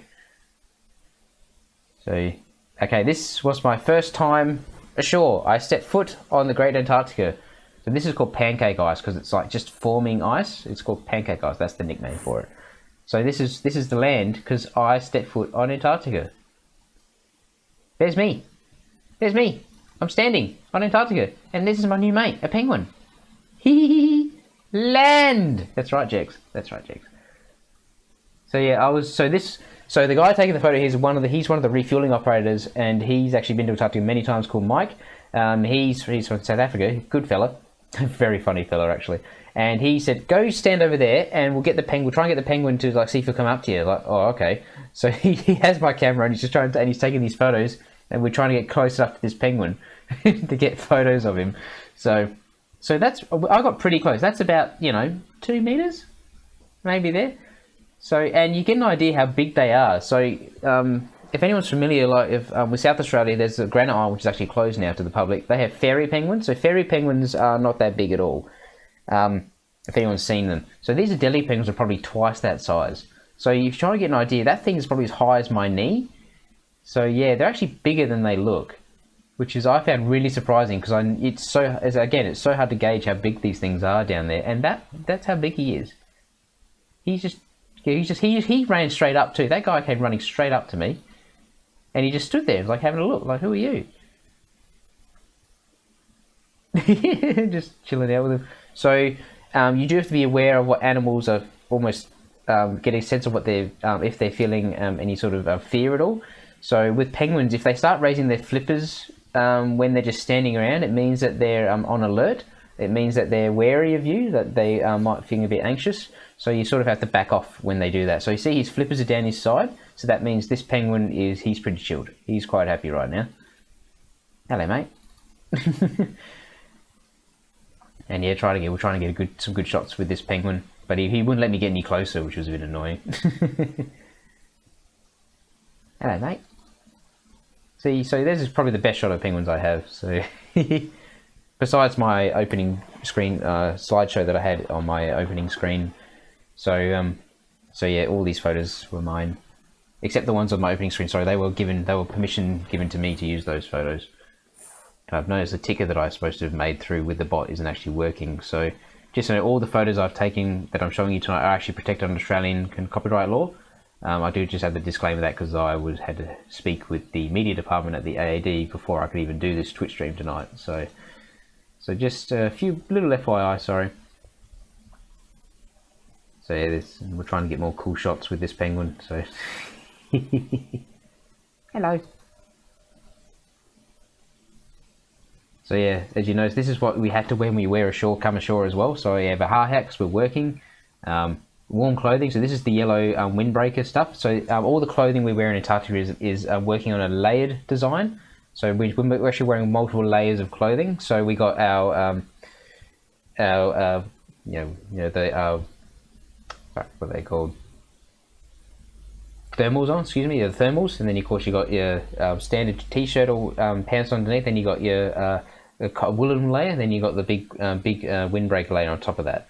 So that way, if you get too warm, you're meant to take layers off. So that way you're not sweating, because sweating is a bad thing in Antarctica. Because if you sweat, then your sweat, the water becomes cold, and that becomes a danger to you because it could potentially freeze. So that's why you have to really really look out what you're doing when you're standing on shore down there. And Mike and Nadia, who's one of the watercraft operators who was there with us, she said, everyone's asking, like, do you feel cold? Like, you have to make sure, do you feel cold? Do you feel hot? Like, making sure everyone feels all right, because you need to, it's very important how you feel when you're walking around on the mainland. How many different penguin species are there in that area? Mostly two, original Andy. There's these are the Deli Penguins here, and the Emperor Penguins. They're the big guys. They're about twice the height as this guy. They're about 1 meter tall. I didn't get any good. I do have some photos of emperors, but not till the very end, and I didn't get any close up with any emperors, unfortunately. So there's mostly two on this side of Antarctica. There's a third one, I believe, on the other, but that's on the other side of the Antarctic continent. yeah, so it's my first look at the Aurora Australis from the mainland, from land, since we left Hobart. So this is obviously about a month in at this stage, and yeah, just the first time to see the Aurora again from not being on her was a bit of a sensation. So the jet barge doing their job, the IRB doing their job. So this whole area, woody, rocky outcrop here. The Morrison Station there is that way, over there. So this whole area is called West Arm because it's just an arm of rock coming off from the mainland. It's just called West Arm because it's on the west side of the station. Easy named. So this was how it looked when we started working ashore that day. It's just rock. Because we actually got hit with a snowstorm. So yeah, this is a fuel hose we're running ashore. And that, whoops, not that one yet. So this is a fuel hose. So we're running a fuel hose from the Aurora Australis all the way where she's at here, across all this. So that's the yellow thing down there. All the way across this ice, all the way up to here. So that's a hell of a long fuel hose because we couldn't get the Aurora into here because the Aurora would go in here and do it, but we had to do it over West Arm. And so as I said, this is how we started the day, and this is how it got. We got hit with a freak snowstorm. So yeah, it got bloody cold. I started to feel a little bit cold, but I didn't want to be a burden on too many people, so I just felt, yeah, a little chilly around the arms, but no, we're good. So yeah, we had to work in this snowstorm for a while. So so yeah, you got to think about how it looked. You know, nothing, snow. So yeah, it was, and that was blowing, of course, like, you know, think of it. My hands can show it properly, like that way. So the wind was going this way. So it was going across all this. So yeah, it was like blowing into your face. It wasn't falling on us. The wind was blowing it across all this. So yeah, you just think that's how different it got in the space of a few minutes. It's crazy. And that was our bags. Yep. So when you go ashore in Antarctica, you take your survival bag with you. Survival bag means it has all the rest of your warm gear and any spare gear in case you need to put more layers on or something like that. So I had extra pair of gloves in there. So I had another pair of these in there, and I had a part of the show and tell. I had this thing in there. I might show you this is my balaclava. Where's that scene? Hang on, I'm going to show you what this balaclava looks like. Bit of a show and tell.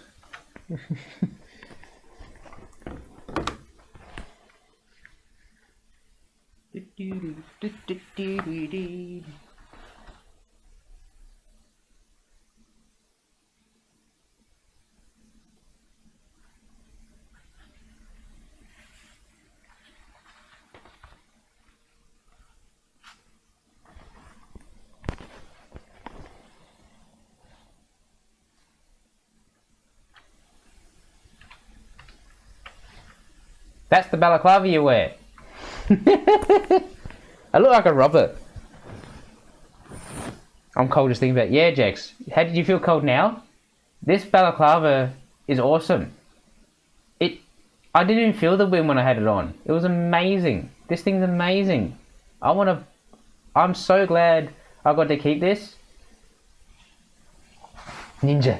Yeah, I know, hey. How about with my glasses? Should I put my glasses back on? You should have saw me with the goggles on. You get actually snow goggles down there, but I couldn't keep them. I tried really hard. How do I do this? Yeah, that looks pretty strange. No, it's fogging up.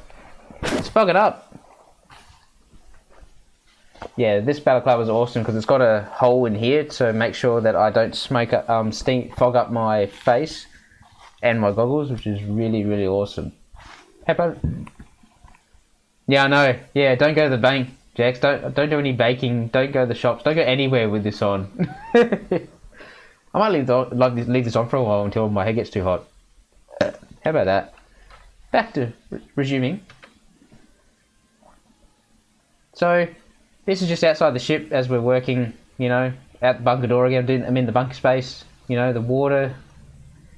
Now, okay, so this is a few days into this stage.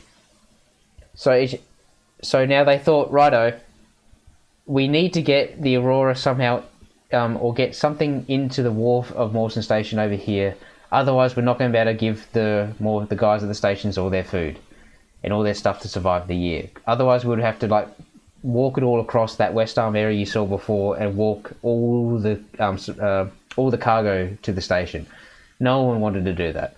So this was a plan that was hatched by the master of the ship, the chief mate, and the watercraft operators, and the voyage leader and deputy voyage leader. So they're the two guys, a guy named Mark and a woman named Fred.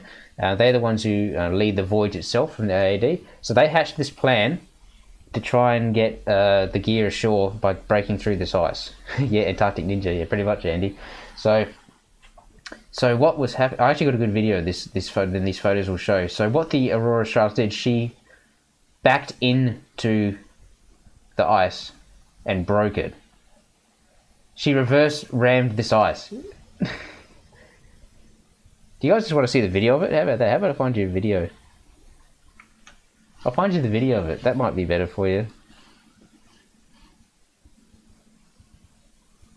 Let's find you the video. Video killed the radio star.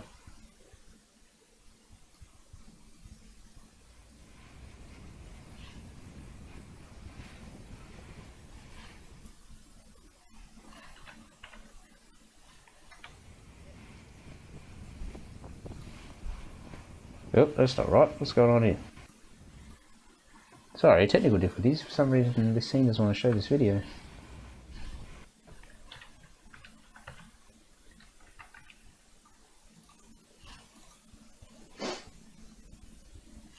Why do you not want to show that? Oh, we'll do this instead. Does that sound alright?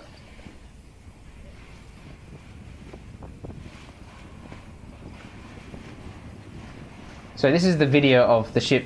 She's reversing. Hopefully that hopefully that audio is not too loud. Sorry, just please yell out if it is. So the Aurora, as you see, she's backing into the ice. The reason she did this was because so the master had more control. Thanks, Angie. So that way the master and the chief mate had control of the ship's movement. Because if she went in forward, yes, they could maneuver it in, but they can't back out. The ship can't reverse that well. So they reversed in, not that well, but they just need to break the ice, right? But that way the master had control of the ship, so they could easily get the ship out if they ran into trouble. So that's why they did it this way. So basically all the ship's doing is just rolling and moving and just falling on the ice and crushing it. Oh, thank you very much for the following, original Andy. Much appreciated. Hope you enjoy your stay and enjoy the crap I'm talking about. So as you see, the Aurora, she's just backing up onto the ice to crush it and break it. So basically the Aurora does a lot of ice breaking by, she doesn't ram it, she just sort of goes up onto it and squashes the ice. So she just goes up, squashes, moves up, squashes. So just squashes the ice to break it. That's how the Aurora does a bit of ice breaking. This guy here, this is Nick, this is the chief mate. So the first officer, for those who may familiar with the term. So again, chief mate, civilian ship.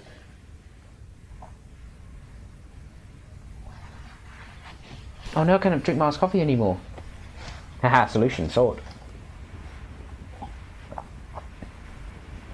So you're probably wondering then, after the Aurora breaks the ice, what do you do with the ice? You've got to move it, right? Well, that's going to come up very shortly of what you see the ship actually does to actually break the ice. Because, you know, she's just crushing ice. I mean, you need to actually move the ice to actually make the ice, you still need the ice to piss off. Otherwise you can't get to the wharf, you know, up there in the corner. So these are the crew members in the orange jumpsuits. They're monitoring the situation because the master and the helmsman on the bridge can't see what's happening out here. They're completely reliant on what these guys are reporting back to him. Well, mostly Nick there, the chief mate, mostly what he's reporting back, because he's the one apparently actually really driving the ship at the moment, sort of telling him, okay, turn this way, do this way type of thing.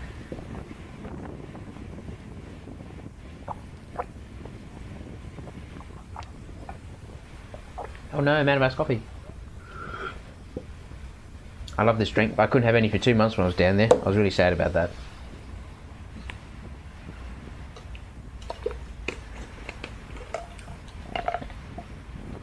If I just fast forward a little bit, because we'll just keep reversing kept reversing. So basically they were going back as far as they possibly could. Just kept going until the ship just couldn't go back anymore. How are the meals? They're actually amazing, Bajago. I'll answer your question in full in a moment, mate, if I could. So the ship's about to blow the ice out. So this is actually the cool part. So come on.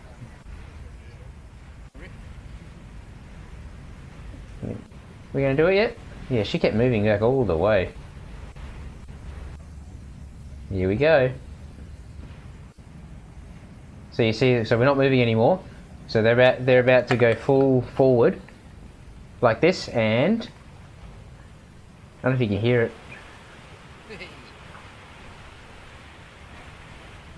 So the ship just basically goes full throttle, like just goes full thrust straight away, and does that.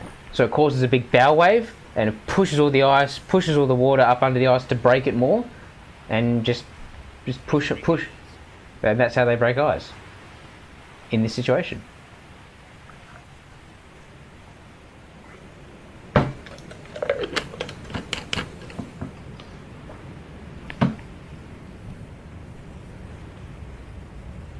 And that's how we broke the ice at Morrison Station. The Aurora just backed in a few times, broke up a piece of ice, and all the little boats came in and pushed it out. See, we've made a big hole. Big hole. We had an audience as well. The guys up on the Morrison farm, fuel farm up there.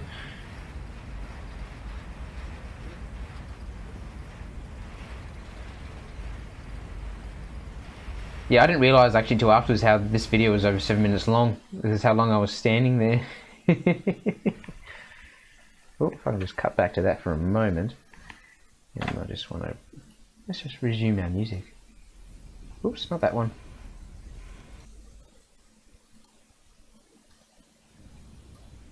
Oh.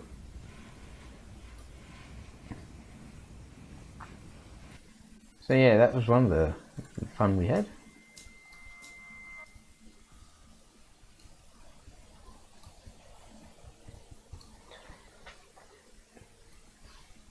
Take.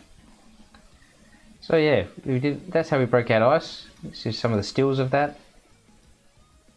This is how it's largely looked afterwards. So yeah, the ice just sort of just flowing out.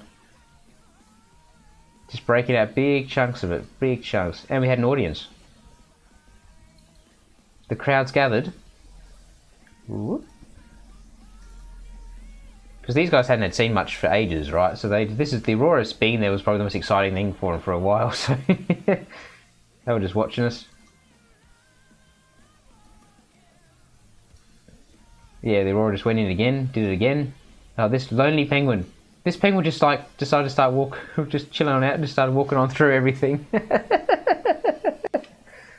It's like, bro, what are you doing here? You're a bit lost, mate.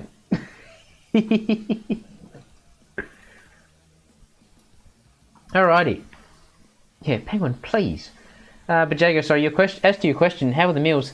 I didn't take any photos of the meals because I was busy eating them. The meals were amazing. If you can compare it to a restaurant meal, just about. The galley prepared amazing meals for us and the crew. It's the same food. It was sort of buffet style, so I'll just talk to you for a minute. So it's a buffet style, so they had a few options available each night, so it could have been, you know, steak, maybe some pasta, seafood was quite a fair bit, and they had, you know, vegetables, steamed items. So they were trying to cater for people who had some dietary requirements, so maybe those who were vegetarian. They had a few vegans to worry about, and maybe other gluten-free stuff or something like that. So they made amazing options every single night for breakfast, lunch and tea. So breakfast was your standard sort of breakfast buffet. So you had your bacon, you know, toast, beans, porridge, egg, sausage, hash browns, all that amazing stuff, cereal. So good lunches. But again, were just full-on meals. Not just your like a Vegemite sandwich only. They had full-on meals for you, and that's why you could easily get fat on that ship if you just weren't careful. The meals were just so good. Like hamburgers, they made hamburgers. It was just so good. Yeah, and it was always roast Sundays. Every Sunday was a roast. They put on a roast for us, like pork, beef, lamb. It was just, oh, it's just, I've never eaten that. I do eat all right normally, but it's just like, you're eating that well every single day. If you didn't go to the gym, which was on the there was a little small gym on the ship, you would get fat. I promise you that. You would get fat. Meals are amazing, mate. Absolutely amazing. So, as talking about eating things, this is a snowberg. Jex, back to you saying, of course, about eating ice before. So this isn't a snowberg, okay? So a snowberg is basically, it's a, iceberg is made of ice. A snowberg is obviously snow. So that's all just loose snow. So the Aurora, I woke up one morning and found that the Aurora had stuck her nose in it. So they had rammed the Aurora into this snowberg because they were doing some repairs on the ship at the time, and that required them to have the ship perfectly still. So they just stuck her nose into this snowberg.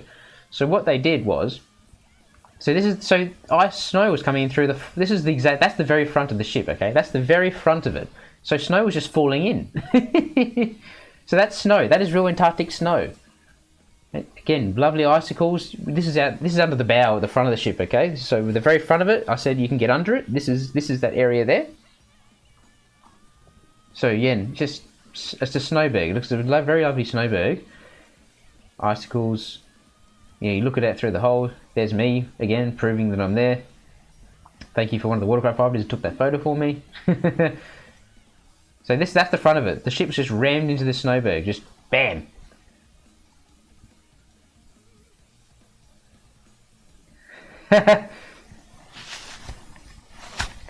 Who says I'm Black Death, Red Barrel?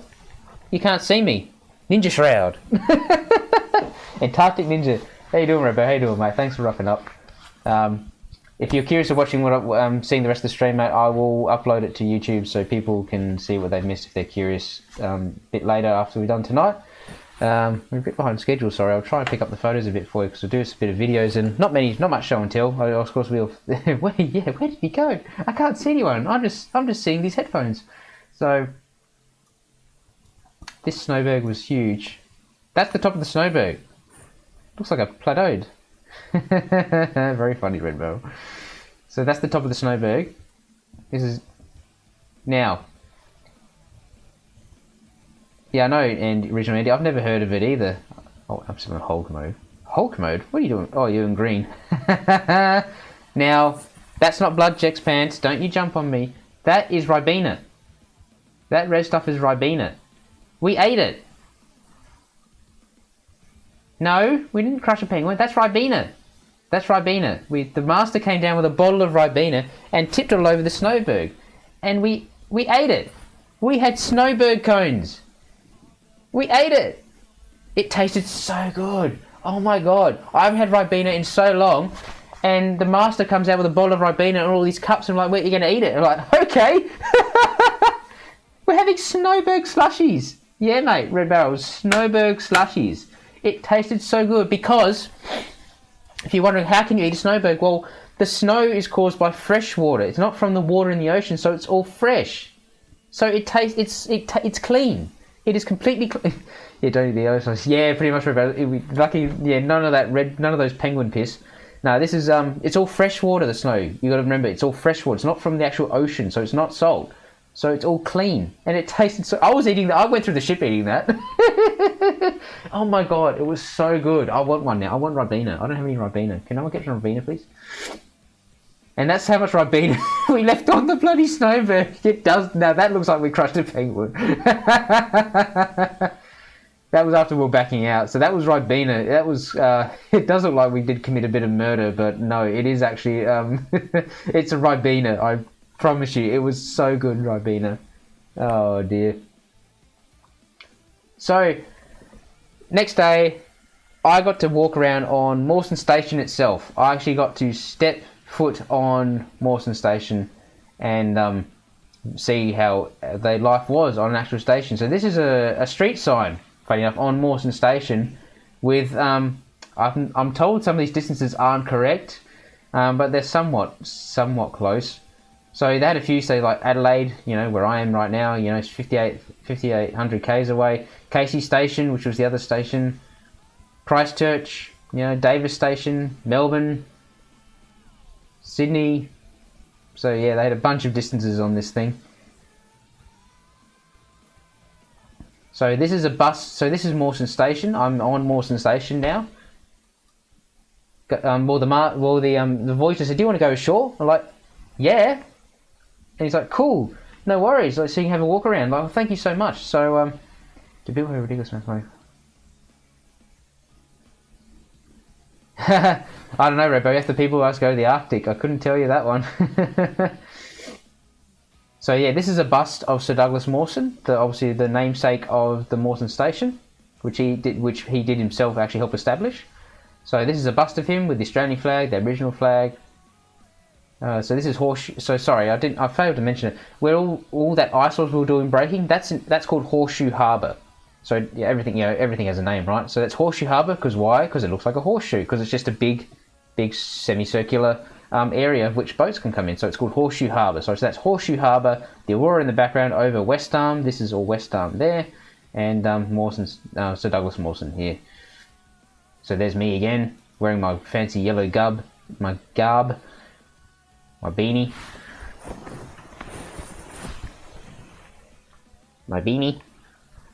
my Australian Antarctic beanie. So yeah, me and a guy named Neil, we did a bit of a walk around on the station. So we got to just spend a few hours walking around, just see what's what. So you think it's a little village, right? So I've never seen any footage of what it's like of the actual station themselves. So I found this all very curious. Just what is it like to be at one of the Antarctic stations? Yeah, it's comparable to probably stuff back on mainland, but you have to consider it's got to survive the absolute frigid cold. So out of the Aurora, back of Horseshoe Harbour. Just this is all part. Some of the stuff is old station. So some of the original station built 70 years ago. No, not 70. It was about 70 because it was conceived in the 50s, I believe. Yeah, this is an old meteorology hut, I believe, up there. They do some RF stuff up there now. Yeah, red buildings. That's the one of the firehouses, I believe. So they do have to consider fire in Antarctica because everything is dry. So you think it's cold and there's ice, right? But it's because Antarctica is a desert, which is why I hate that question when at trivia and I say, "What's the biggest desert in the world?" The answer to that is actually Antarctica. But people always think, "Oh, it's the Sahara Desert." No, it's not, because people think deserts have to be hot. Deserts are defined as an area with no usable water. And Antarctica is actually, because it's all snow and ice and rock, it's a desert.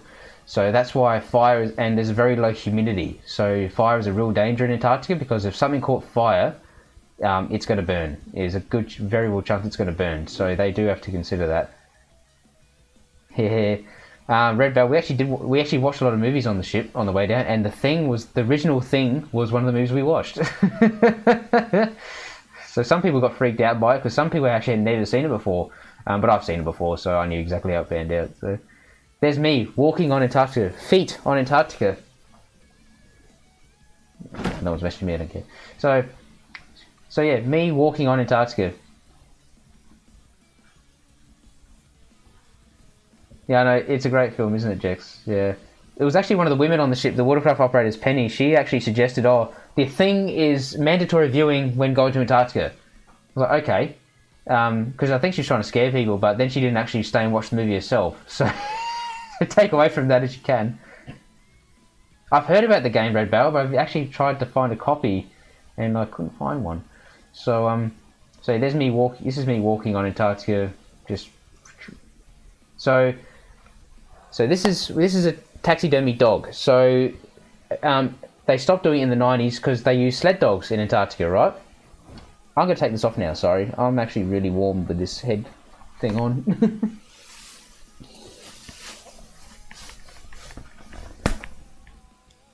Ow. Did I break something? I hope not. Put my beanie back on. How about that?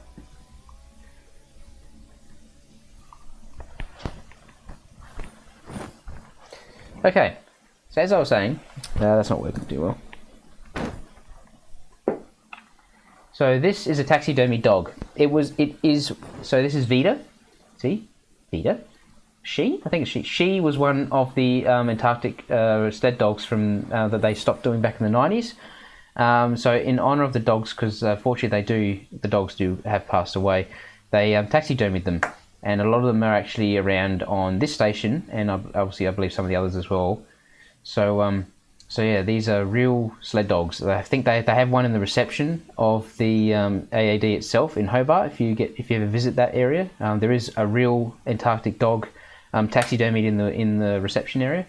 I know it's a bit sad, Jex, but I think it's really nice of them that they treated these dogs with trying to respect them and actually taxidermy them, and not just sort of do what you can do with a pet or an animal. So I think it's probably the best thing they could probably do to try and respect the fact that these dogs were very important for Australia's ventures down in Antarctica. And this thing here was a guest book. So just like at a hotel, right? There's a guest book, and I signed it. So so my name is forever down on Morrison Station. This is inside that big red building. Why do they taxidermy it with such a mean look on its face? Yeah, mean look, Red Barrel. Well, dogs are dogs, right? I suppose that may not be considered mean. It just may have been, doing something. We can't really assume that. So this is inside that red building. Sorry, I said that they. Oops. This building here, this big one here. This is where this dog is, Vita. So this is up. So yeah, it's a Douglas Mawson. I don't know what this was. This is on the second floor of that building. I have no idea why it's there. That's like an imprint, like somebody put their face in the wall and their hand, and no one could tell. No one knows why. So yeah, take from that as you. So this is upstairs. There's like a little.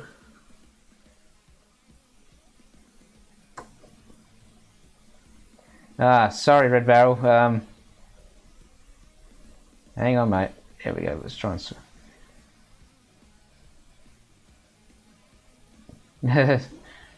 Oh, sorry, but I thought I configured the bot, so I guess Nightbot's being a bit anal. I'm sorry about that, mate. I'll sort him out.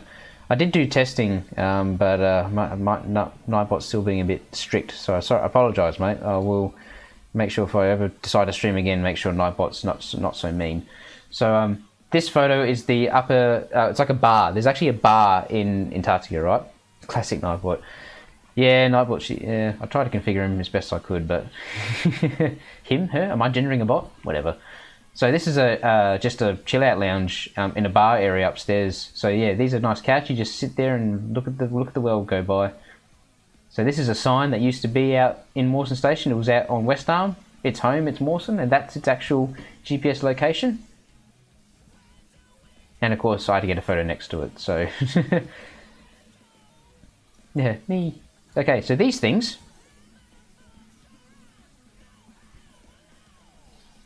Yeah, oh really, Angie? Oh, if Nightbot's a pain in the ass, I'll get him. I'll jump on him and make sure it stops doing it to you, mate. I did have to, because Confused Echidna helped me. We make sure Nightbot would stop jumping on people for using emotes. I'm not so like I like emotes. Emotes are great. Pictures speak 1,000 words, right? So these are Antarctic vehicles. These are called Haglunds. It's a German-made vehicle. So basically it works like a bit like a caterpillar. So there's actually no steering wheel. So it just has two treads, and there's a big arm in the middle of the two vehicles, and they sort of pivot. And that's how the thing turns to move around. So these are how they mostly get around Antarctica. They do have quad bikes as well. And some normal vehicles like some utes, trucks, mostly Hiluxes, and some big ass vehicles that I've got some other photos about. Mostly it's these things for longer travel, these Haglunds. They have a few of them. They're all pretty colours. They race them? Well, they only go about 20 k's an hour, I think, Red Barrel. They're actually not that quick. Why not? Why not race them? What they do when the Aurora Australis isn't there, I don't know. So they very well could have.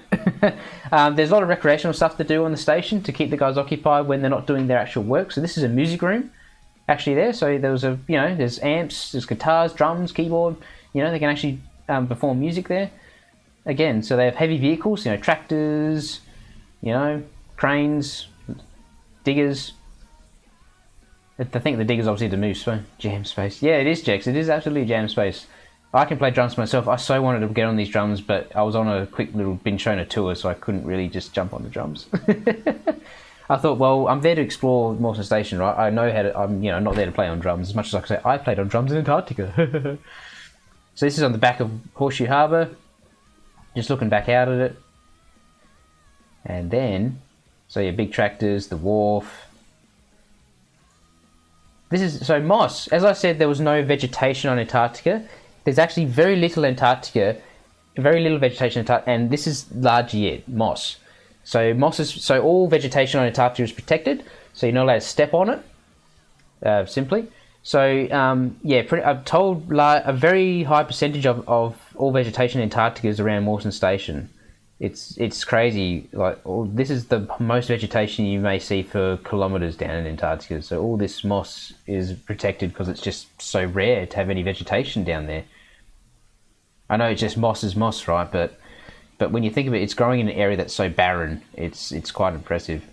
I like this because the ice was floating. I felt it was floating ice. Like, oh, how pretty ice. This is a firehouse. As I said, fire is a very, very serious deal down in Antarctica. There have been fires at other Antarctic stations before, so they take fire safety very seriously. So there are actually fire vehicles in here. They're modified Haglunds, I believe, and so there are firehouses. The guys who live down there have other jobs as well. So maybe one guy is a plumber down there or an electrician. They may volunteer also to become one of the firefighters as well. So they get sort of trained up to sort of not be a full-on firefighter, but enough obviously to if something were to happen, they can respond. So that's the vehicles and their equipment live in there. And as I said, other rec activities. They have rock climbing wall. I wanted to climb this too, but again, I can't have too much fun when I was down there, which is a bit of a shame. So yeah, rock climbing wall. They have a jacuzzi.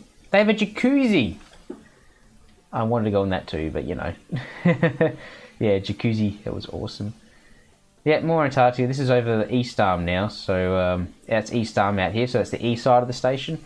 So just more equipment, more stuff. This is inside the operations building. So IT live down the back here, electronics, radio stuff, all live in here. These are doggy paw prints. So as I sort of said, the dogs wouldn't be tough to fight fires there.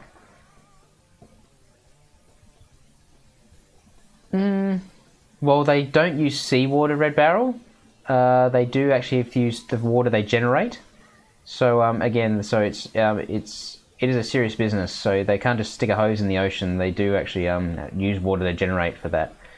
So yeah, these are paw prints. So Jackson, you brought up about the dogs. So in more memory of the dogs, these are paw prints of those actual dogs when this light post was cemented in. So I tried to get the shot of the tags, or that's Maury. I tried to get a shot, sorry, but it was just quite difficult because the sun was in a really shit position. So yeah, these are real dog prints of real dogs that worked down in Antarctica. So more pipes, they carried diesel, water. These ropes, you may have seen some of these ropes in some of these photos. Why are there ropes randomly around the place? That looks really stupid. It looks only unprofessional, right? Well, you got to think during the winter period, which they're in now, because winter started shortly after the Aurora left, right? So these guys that we dropped off on this voyage, they're still there right now. Right now, it is they're down there. And what time is it down at Morrison Station right now? So it's 2:12 p.m. in Antarctica right now at Morrison Station. So those guys are working there, and they use ropes because if there's a blizzard, which there can be, they need to walk around outside sometimes. So they use the ropes to guide their way between buildings. So those ropes are attached from building to building to building, so they can't get lost. Because again, in time past, some people may have perished because they just couldn't. You may think a building's only 10 meters away, but you have no sense of direction in a blizzard. So the ropes are there to make sure people don't get lost and die. So that's what the ropes are for.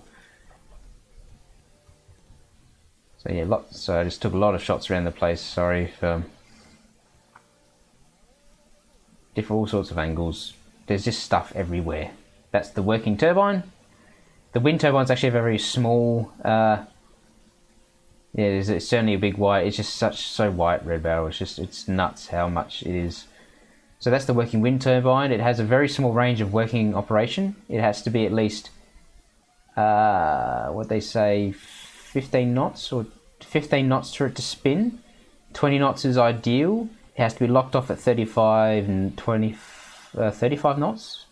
It's actually a very small range operation when winds can get over 35 knots. It's a bit unfortunate how they can't, the wind turbine can't do more, but you know, take all they can. I held it. I held Antarctic ice. I held it in my very gloved hand. What's this? I don't want that. I just wanted to take that photo to show I held Antarctic ice. Excuse me. So yeah, just so much. Oh yeah, this was a little bunker because that was like a wave of ice. It was sort of like just like went like that and then like that. And so I got Neil I was walking around with. He just took that photo for me because I felt like it was a little bunker. Oh, that was a weather balloon that one of the meteorology guys released because they do weather balloons on the station as well. Another bust of Morrison himself. And the fuel farm, Morrison.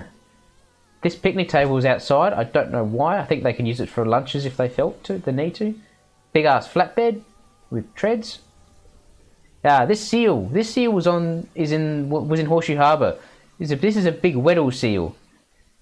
This is a big ass Weddell seal. He was so chilled. He just did not care. See, he was asleep. He didn't care. Didn't care, this guy. See, he just moved around a little bit, but he didn't care. We got with him pretty close of him. See, I just get a shot. Yeah, that's how close we got to him. That was maybe about 5 meters. He was red bird. He was actually quite a fat Weddell seal. Oh, girl, yeah, you're right. I'm not a marine biologist. I have no idea what gender he was. It was. All I could get one of the actual scientists on board. She could confirm for me that named Helen. She could confirm that that's a Weddell seal, but she couldn't tell me what gender it was. So, oh well. You never tell. Yeah, I know the temptation was so there, Jake. She said, "Oh, you good little fella. Just give me a little belly rub. Just give me a little belly rub." So. Yeah, the rule is you can only be 5 meters from a wild animal, or you just sort of stay there. If the animal comes up to you, fantastic, but you're not allowed to approach within 5 meters of an animal. So, and of course I had to get out a shot near Morrison Station, the fuel farm. Like, oh yeah, look at me. So, and there was frozen puddles all around Morrison Station, so I just had to just step on it because I just felt it was artistic art. So. I just might throw in a video if I could, just to break it up a bit for you. Where's my... let's show you my walk around of Morrison Station.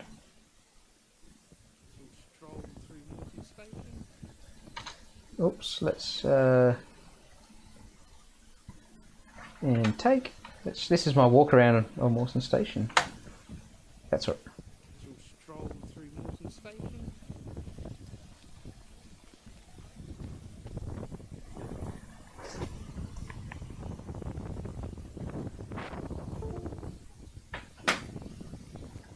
This is all shot with this phone, by the way. That's Neil. I shot it with this phone because I don't have a better camera. Sorry, video camera that is.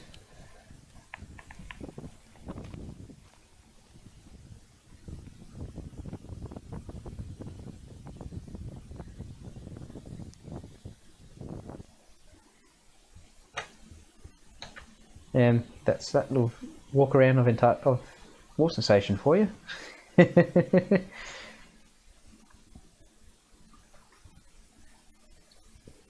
Do orcas live around there? Absolutely, they do, Original Andy. Two of the watercraft operators actually had two orcas nearly hit them out the bloody boat. Actually, so they did pretty bloody well to get that close to two orcas, but they did knock them out of the boat, so it was alright. Oops, let's turn that out a bit. So yeah, I do have some photos of orcas, but they weren't my photos, so you know, copyright stuff, just have to be careful with that one, sorry. So yeah, but yeah, orcas do absolutely live around there. They absolutely live there. Guarantee you. 100%. Cut. So yeah, this is more stuff around Morrison Station. This is one of the days we were stooging out. So this is in the islands, sort of to the northwest of Morrison Station. So there was just all this natural land. That's Morrison Station in the background. just stooging around. More icebergs, Mawson. So I think this was, yeah. So this was the last. This was us leaving. So this is the end of resupply. This was 17 days later after we got there. Longest resupply in Australia Antarctic history now. This was us leaving Morrison Station and after dropping off the guys there, resupplying them, and taking back the guys from summer and the winters from last year. So the Aurora Australis was leaving. Oh, thank you, Red Barrel. Good phone camera. It's a if you're curious, it's a HTC One M8. It's a dual lens camera, which is apparently meant to help give better depth perception on a video.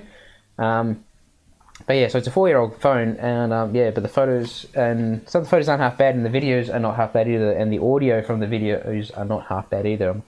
I'm probably as impressed as you are, mate, when I first got the phone, much less even 4 years later. So yeah, very much so. So yeah, we're leaving Morrison Station. So these flares, so there's a tradition in Antarctica, right? When the AA leaves the station for the last time of the season, that station, they let off the old expired marine flares.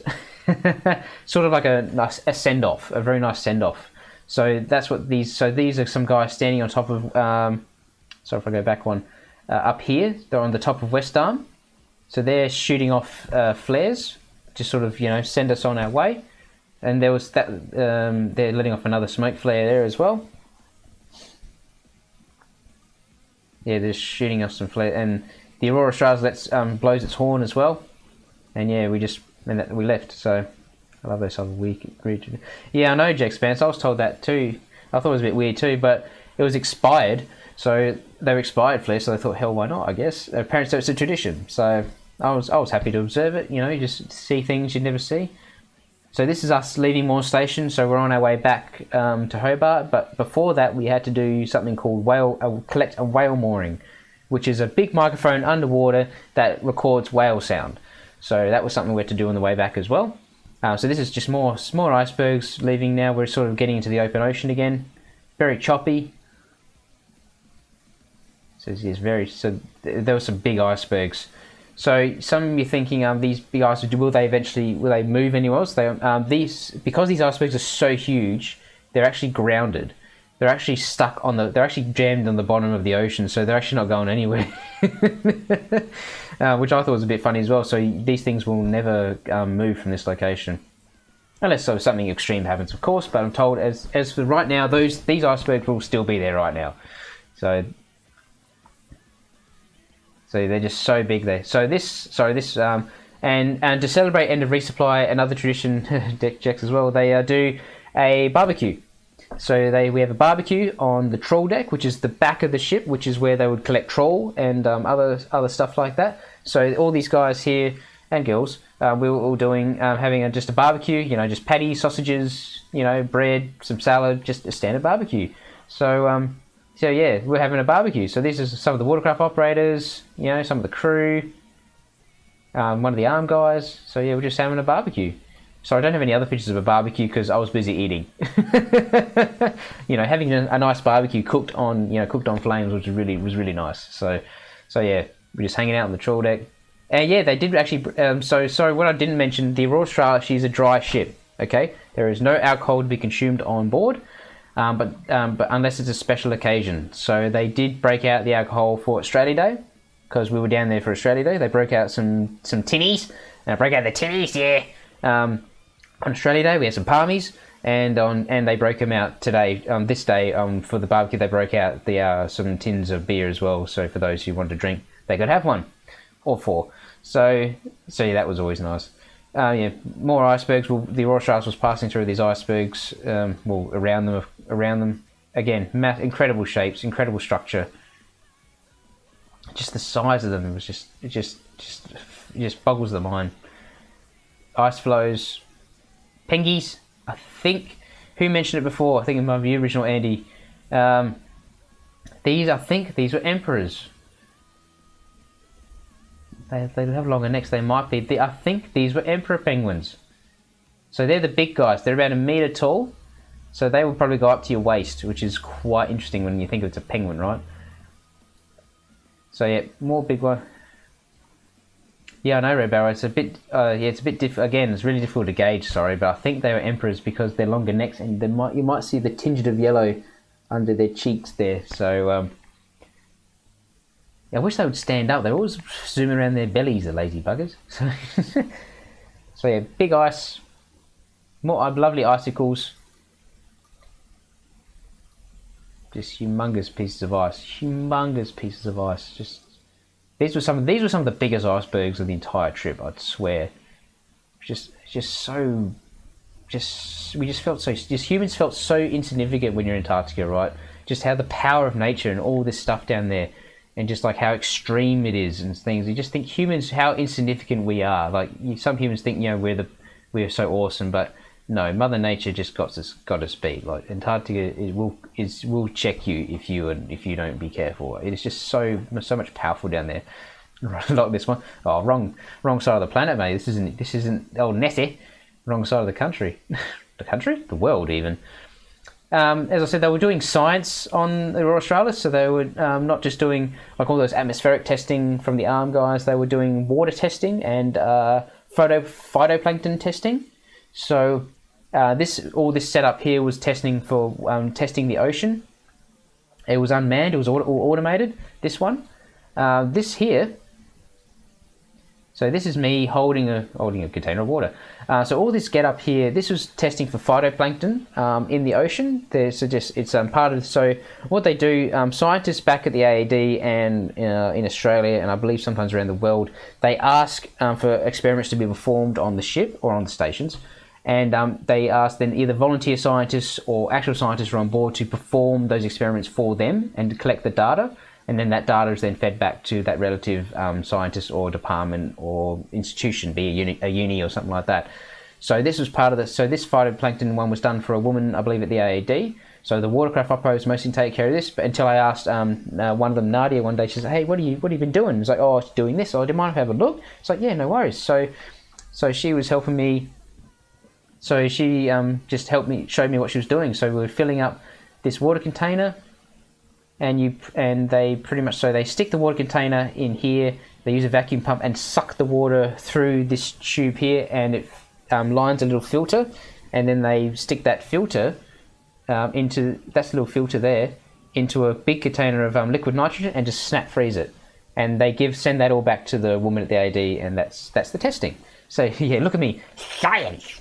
I actually asked, was there a white jacket around the place? But no, there wasn't. All I had was my Aurora Australis jacket. I'm a walking advertisement for the ship. I did buy this on the ship. So the RSV Aurora Australis. This is actually a very warm jacket. I actually wore this outside sometimes when I was standing on the deck of the ship. So it's actually quite a warm jacket. Whoops. Oh well. So yeah, me doing science.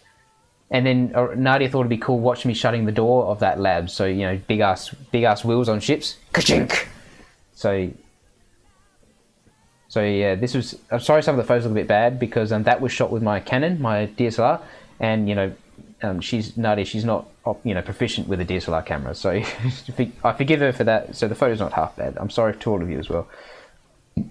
Okay, so after Morrison Station, we did go back to Davis Station to pick up the summerers. And the winterers, oh yeah, Jex, you have to be. As I said, the employment process to go to Antarctica is almost all year. So there is a lot of process and a lot of steps to go through before you get it accepted to go to Antarctica. So of course there are some knobs to get through, I'm told, but for the most part, everyone, you all have to have a nice person. You all have to get along, especially those who live down at the stations. Like you have to survive as a community, right? So you have to be able to be likable and get along with people and be accepting, and that type of open person. So yeah, absolutely. Everyone I luckily got to work with was really good. So it was really pleasant experience out of that. So we went back to Davis because we just had to do a bit more pick up the people. Helicopters. We had to pick two of these up. They're called squirrels. Pardon me. They're called squirrel helicopters. So we picked up two helicopters. And this is Davis Station for the last time, just more of the lovely clouds. I just thought the clouds were awesome as well. Ice, Davis Station on the way out. And they let off flares for us. As again, tradition, Antarctic tradition, they let off the old flares that are expired flares. and this is us leaving. So this is an IRB. Sorry for them shots I said before. Well, things change, Red Barrel, so just keep an eye on the website, which I should probably put the link in chat when I can get to it soon.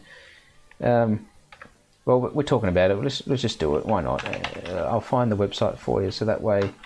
Because sometimes, mate, they do need various trades to go down there to do work or something. So who knows? Maybe they do need a tiler 1 year. I'm not going to say no. I'm not the one to tell you, mate. So, hey, Wirral, how are you? So there, River. That is the AED's website, antarctica.gov.au. The jobs are on there. I'm not. The job season applications are closed now for this season. But yeah, you can sign up to get emailed, or you can look on there yourself. So 1 year they may need a tiler or something like that. So don't sell yourself short, mate. Don't what? Oh, Red Barrel, come on, mate. It's not an experience to sneeze at. I tell you that much. Like some people say, oh, it's too cold for me or something like that.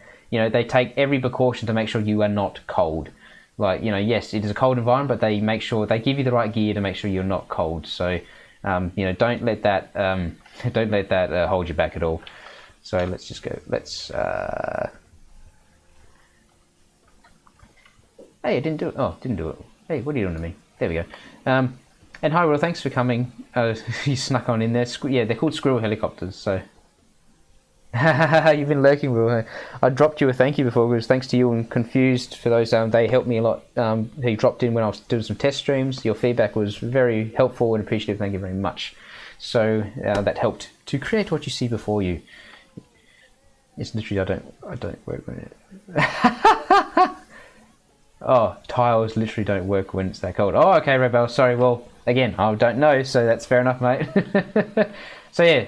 This is an IRB, so I shared some previous photos of the IRB at work, so this was it. This is the boat. So it's just an inflatable rigid boat. I'm sure people have seen before in movies and maybe around the place, so that was it. It's just a boat. So this was just leaving Davis Station, just for the last time. Again, some funky shapes going on. I took a picture of this, I don't even see the stick up there. So I asked what that was because it just looked really weird. Why is there this big stick in the ground up there? And so, oh, it's an old navigation marker. So in the olden days before the miracles of GPS, which does work down there, by the way, some people, that's a common question people ask, so does GPS work down there? Yes, GPS works very well down there. But yeah, in the olden days before the years of GPS, they used navigation markers. So that's a navigation marker. So yeah, ice. Anyone? There's another Jade Berg. I saw 2 Jade Bergs on this trip. I was really happy about that. So yeah, that's a Jade Berg. Nicer Jade Berg than the other one. So yeah, more funky icebergs. Looks like they're about to fall over. Oh, these penguins just chilling out on the side of this iceberg. Somebody joked that those guys, they probably took 2 weeks to get up there because just how slow they can walk. But yeah, and it gives you, and if you remember how I said, you know, think about maybe how tall you are, the penguins may come up to your knee, and how big that iceberg may be. That's a fucking huge iceberg. And now we took a picture of this because look at that. Look at this. It looks like somebody scratched it, right? But it's probably wind, I guess, but it just looks so funky. It just looked like somebody tried to sculpt the iceberg. Look, get some art going. It was really an interesting look on that. Like a windswept iceberg. And that one out here had the same sort of lines on it. This one too. It must have been wind. Yeah, broken ice. Oh yeah, I took a bit because it looks like a cat. Ice cat. It's a sphinx. It looks like a sphinx. Colliding.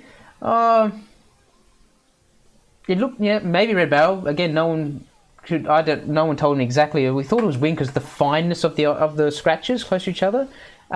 Maybe icebergs colliding. Who knows? But yeah, we thought this one looked like a cat. So it's a sphinx. Snow cat, ice cat, iceberg cat.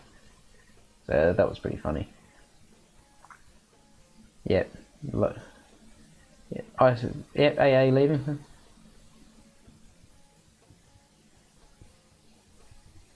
I should have. Yep, you're absolutely right, Will. I thought if I mentioned, sorry if I didn't mention that earlier, just like yourself, Red Barrel, as well.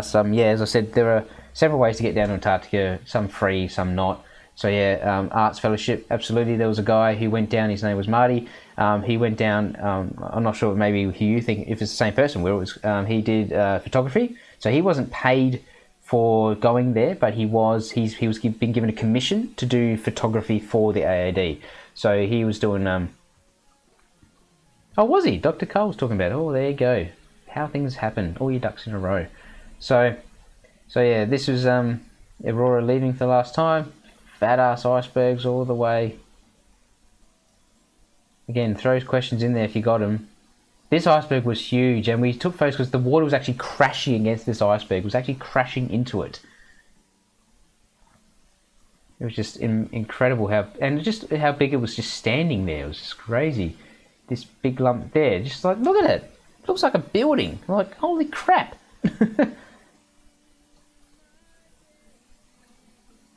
Again, and then yeah, some of the ice. This was the beginning of the end for the ice that we saw before we head back into the open ocean. So this is just, you know, slush, brash ice. It's called brash ice. Is all the broken stuff, little broken stuff, as per the little ice sheet that I showed you near the beginning of the video, describing all.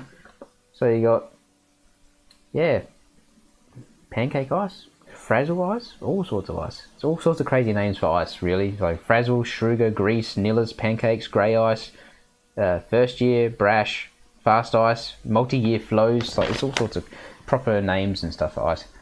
How old are some of those icebergs? Oh boy, original Andy, you're talking. Oh, we're talking maybe decades old, if not older. I'm sure someone can give you an answer, because they have to do the core sampling to find out. But we're talking maybe half a decade, half a century almost. Like, we're talking probably older than any of us have maybe been alive. So that's how old some of this stuff can be. Again, this is near the end of the ice, so just icebergs popping up and all this stuff. More brown ice of algae, lots of algae. More seals. So the last was seeing some of the wildlife on the way out.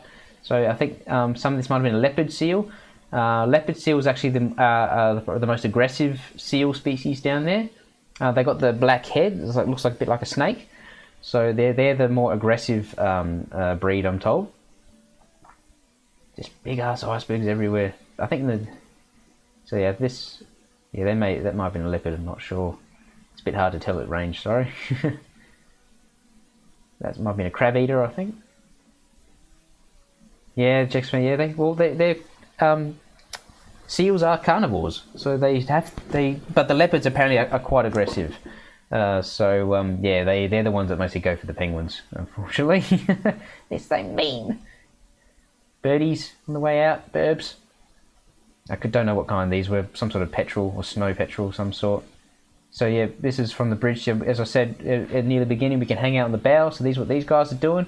You can start seeing the open ocean out there. So this was the edge. This was literally the edge of the ice before we hit open ocean. So this was the last of the ice from returning to Australia. Again, banging through. Or just sort of like the way the ice was just sitting around. It's just, yeah, this might have been a leopard, nasty black leopard. I wish I had a video of more of them, because the way they waddle around, like you've seen videos of seals wobbling around, like. But yeah, that's exactly what they do. Hey fella. Yeah, I just went nuts on photos every time these two seals would chase each other. This one was chasing this one. I tried to grab the few. See? They were chasing. And then the third one jumped in. Like, we don't know where the third one came from. Maybe there was a bit of courting going on. Maybe that seal was looking for a bit of action. I'm not sure. This was an emperor penguin. I could barely see his yellow on his neck. That was the emperor, but again, he wasn't standing up, sorry. This emperor wasn't standing up, I'm sorry to say. Apparently, yeah, because some guys were saying the emperor penguins were around at like 5 a.m. in the morning. It's like, well, I'm not getting up at 5 a.m. in the morning, thank you very much. I'll get up at 7 a.m. in time for breakfast. So apparently there were a lot of emperors around in the early morning, which I didn't see. So there's the emperor there. I think that was a leopard out there with his black colour. That leopard again. Menagerie? Menage a trois. This is a crab eater, I think. This is lighter colour. Chilling out. Broken ice everywhere. Broken ice. Where is it? Oh, and this guy. This is an Antarctic fur seal. So I thought it was actually a New Zealand fur seal at first, but no, I was corrected and said no, it's, well, I think they may look similar, but they say this is an Antarctic fur seal. So it's a fairy seal. I think I'm having a minute and shot of him turning around. Nope. Oh, where is it? So that's an Antarctic fur seal. I think it looks cute. I think it looks cuter than the other seals. I like this guy. And he might have just eaten something from that trail of crap around him, so. And this is it. This is the edge of the ice. And some just random ice floating about. Some of the last icebergs we saw. And that was it. We're in the open ocean. So this, and back to whales. That's a humpback. I'm sorry, I couldn't. There was no, the whales weren't breaching out there, unfortunately. So, so this. There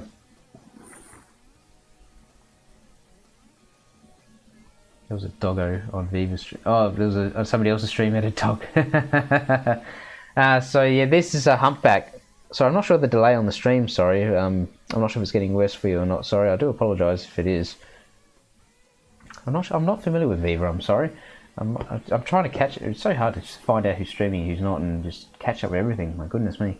We're nearly at the end. Sorry, I know we've gone for a while because I did try to do a bit of rundown, but we're sort of not going that great. So so thank you very much for sticking around, though. Who are we are near the end, and I'll do a quick bit of show and tell. I'll do a bit as we go along, actually, because it's not much to show and tell really at the end of the day. I'll show this book in a minute. So that's a humpback whale. The giveaway for humpback whale, it's got a small spout. It spits out his water from his head. So this is hey Apple Amber, how are you? Thanks for dropping by. Oh, thank you. This is interesting. I've done this presentation for my parents as well, and apparently I've been asked to do it for some the Horticultural Society in SA. So I've actually don't know what I'm going to do, how we're going to go with that one. So we'll see if I ever book a time with them. So humpback whales, humpies. Sorry, they're not as good shots. They didn't stick their tails out that much. And the last official duty on the way back, we were collecting a whale mooring, which I mentioned is a gigantic underwater microphone. So this is it's a float, and that's the moor. So it's just so I had to control a box called a deck box to trigger it to rise to the surface. It uses sound to communicate with it. So that's the big moor there.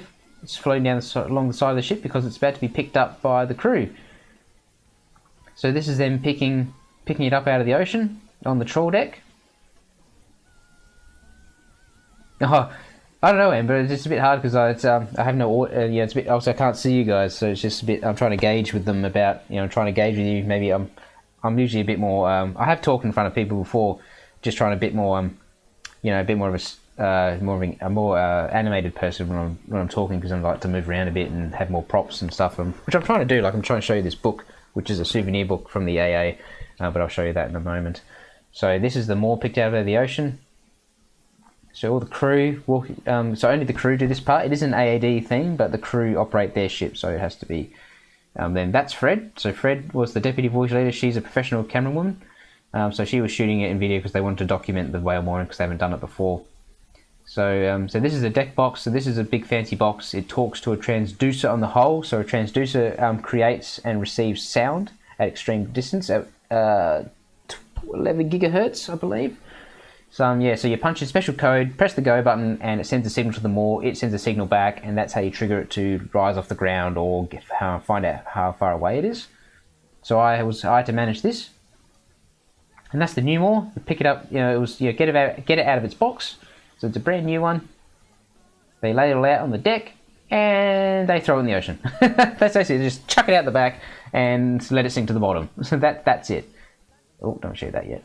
So yeah, they just threw it in the ocean and it sunk, and that was my job done. I had to record where it was, and that was it, job done. And this was, but as much as we had the longest resupply in history, this was the shortest whale mooring recovery and deployment in history. It took less than 3 hours. And I say that was largely thanks to me. So I was pretty happy about that. And as you said, there was the Aurora Borealis down there. Auroras are down in Antarctica. So, you know, magnificent greens in the sky and stuff. So this is my attempt at time-lapse photography, which is what you need to capture auroras on film. So this is my attempt at that, sorry. So I hope it doesn't look too bad. There are much better shots by much better cameramen such as myself. So so this is some of the auroras I try to capture. You know, it's just, yeah, it's very pretty. Yeah, Jex.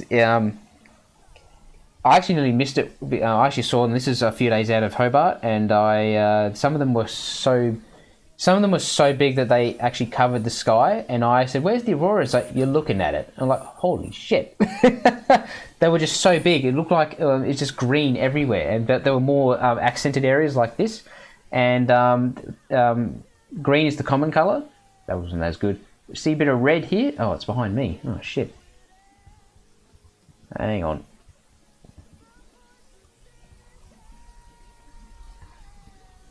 Oh no, I'm in the way. Oh no. Oh no!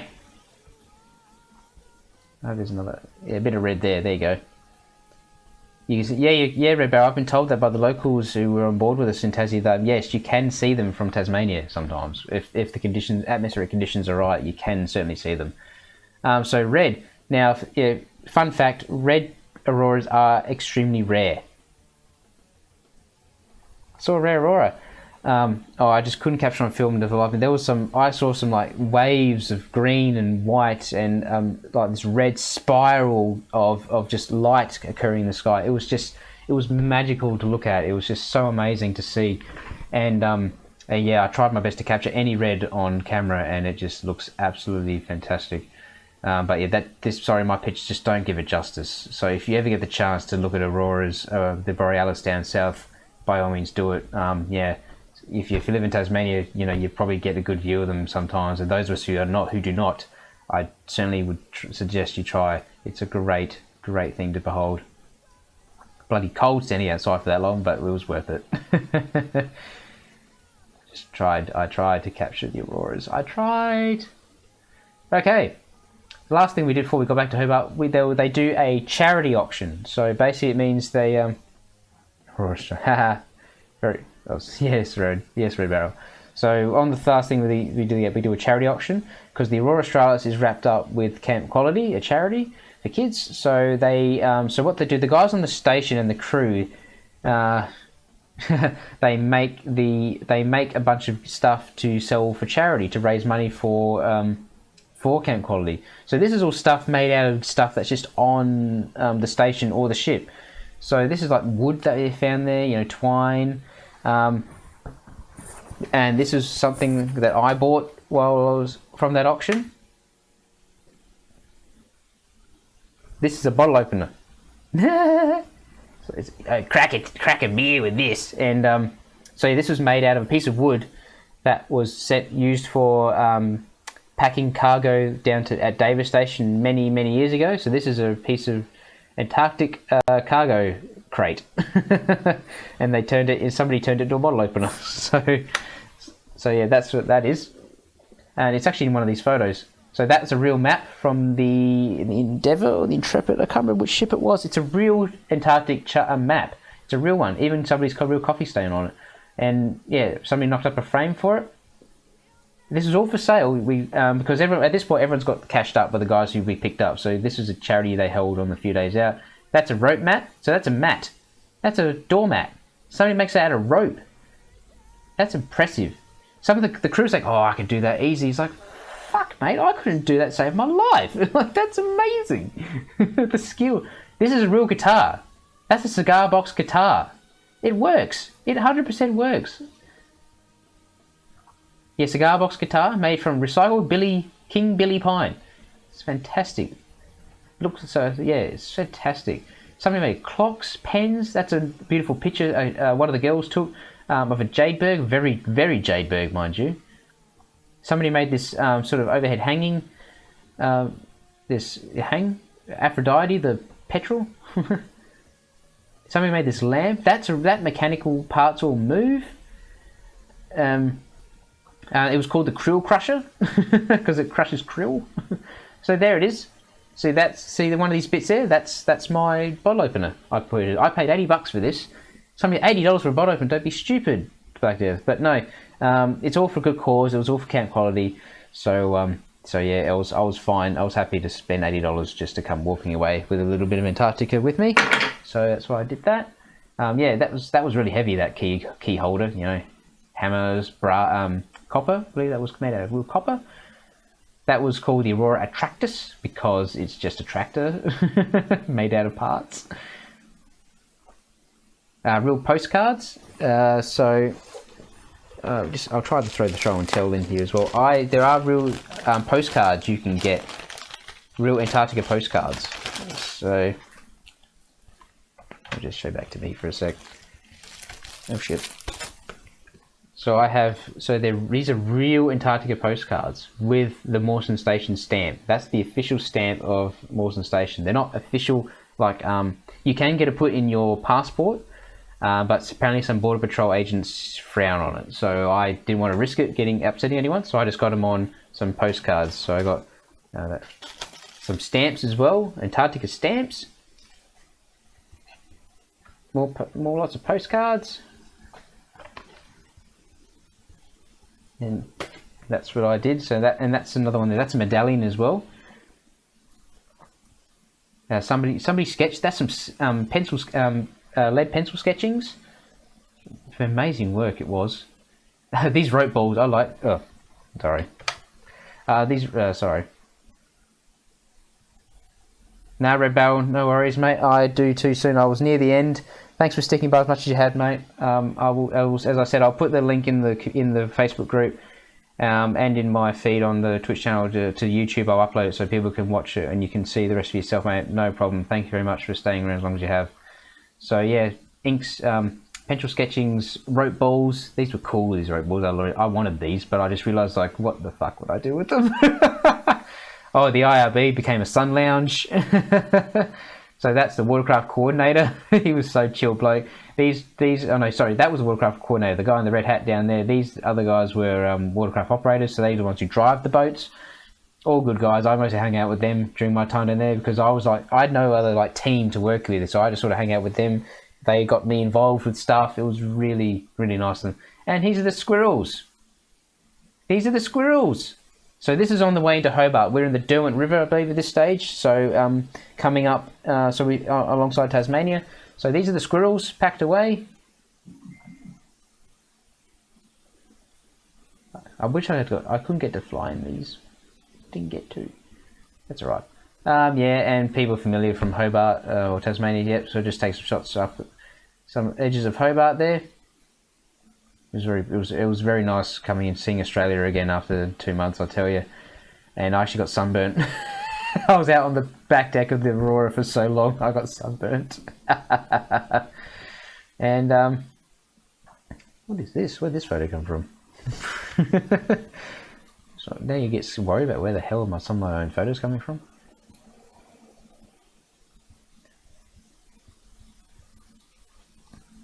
Oh, it's a video. That's what it is. So, yeah. That is... So that is all the photos, I'd say. So I hope that's of interest to you. And one of the things, so this is the souvenir book of the Aurora Australis. Sophie Scott Goes South. What other temperatures did they offer?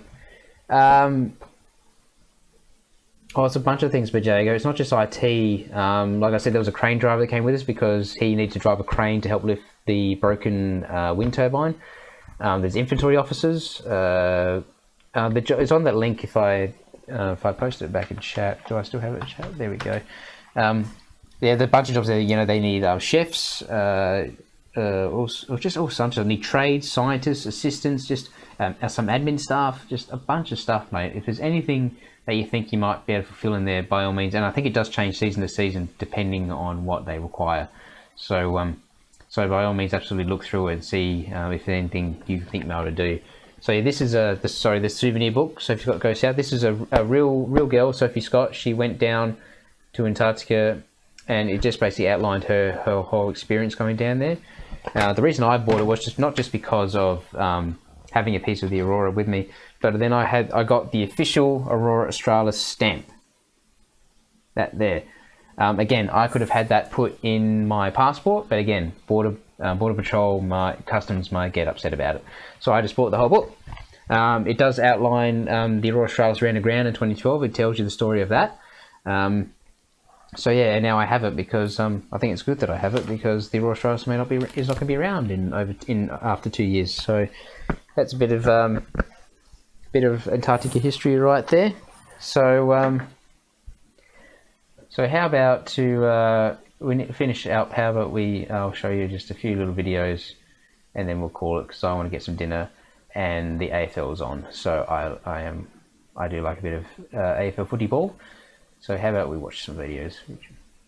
So let's go with that. Let's turn some audio. So this is the snowstorm.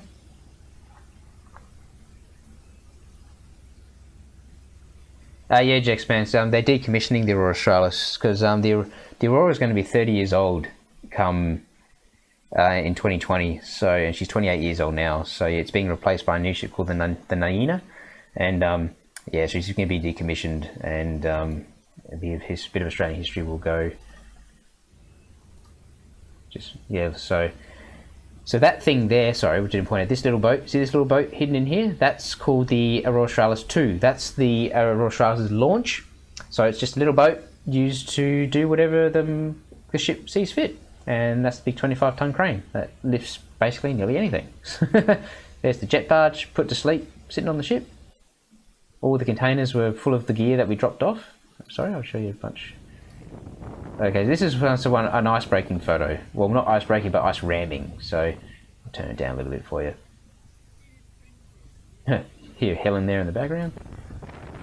Bit of hydration, I think, required now. Thank you very much for coming, guys. I'm a bit humbled that, of course, people found something that so interesting. As much as as much as not many people go to Antarctica. A very small percentage of the population go to Antarctica, I'm told. So I'm a part of a very privileged few who've done that. So for those who have shown great interest in it, I'm very humbled by that. Thank you very much. Not just my own family, I mean just people I've met, both friends, people through association and things like that. It's just very interesting that people are like asking me so many questions, like, oh my god, even things like thanks for the presentation back there. Thank you, and thanks for coming. It's again, it's just you guys were curious, and I wanted to learn to do modding and doing streaming. So shit works out for everyone, I think. So oh, thanks, Jex fans. It's yeah. Well, Peekaloo was very curious. She always name drops it sometimes in her streams, which is I find it's very, very nice of her to do that, considering.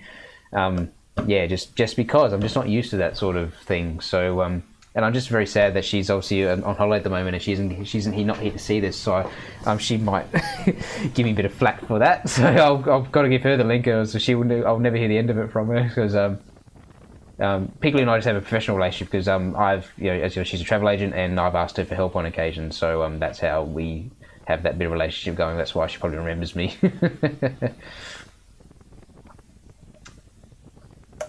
Oh, no worries, Richard. Thank again. Yeah, yeah. As I said, questions by all means shoot them at me, and yeah, I hope this has all been entertaining for you. Maybe a bit different coming from someone that you are familiar with, to then I'm just googling, what's it like in Antarctica, and you get from some website, some real professional reason. And this is just me, my experience as a guy who was somehow lucky enough to score a role doing an IT and comms role in Antarctica, and just had great enjoyment doing it, and doing something that I may be able to get to do again. I'm already shortlisted for next season as an IT guy again, so I actually might get to go again. I'll find out mid-year how that's going. So that means I may disappear again from streaming, Bajonians, all Pocketeers, all you lovely people, and those I may disappear for 6 months if that occurs. but I'll have access to internet at that stage, so I might be able to pop in and watch some streams when I'm down in Antarctica. So that'll be a bit of a hoot for some. It's like, hey, guess what? I'll try and show people in Antarctica if I'm down there some of Barjo's streams or some of the other people. That might be interesting. People are like, who the hell is this guy? It's like, he's he is man. Oh, so yeah, this is on the bow, of course. Sorry if anyone 160p. It might be, Jago. It very well might be. As I said, they could stream the Olympics pretty well when no one else used the connection down on Morrison Station. So, you know, it might be watchable, maybe at 720 or maybe 480. 480, is that the P? I can't remember, sorry. It should be watchable. They said they watched the Olympics with pretty decent quality, so I'm sure we can make Twitch work down there, or I'll make it work. Oh, with the IT deck, I'll probably have to make it work, so that's fine by me. If you can hear me getting very excited that the ship was finally going to hit something, because the helmsman kept going around some of this stuff, so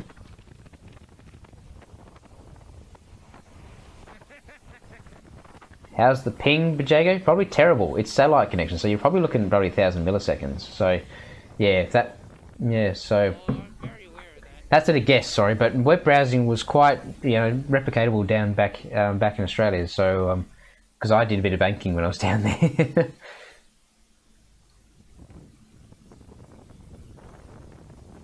Yeah, the Aurora just plows on through.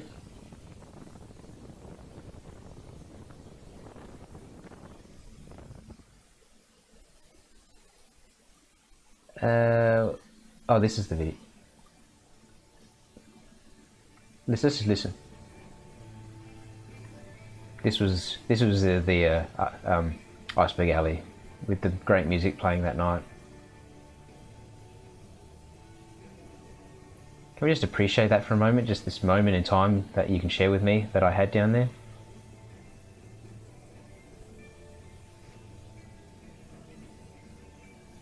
The guy who played this music, he actually lives in Adelaide. He lives in a suburb called Outer Harbour, for those who are familiar. And I've got to give him a call soon. Many on the ship, Bajago? There were 24 expeditioners on the way down, 26 crew. There's 26 crew. And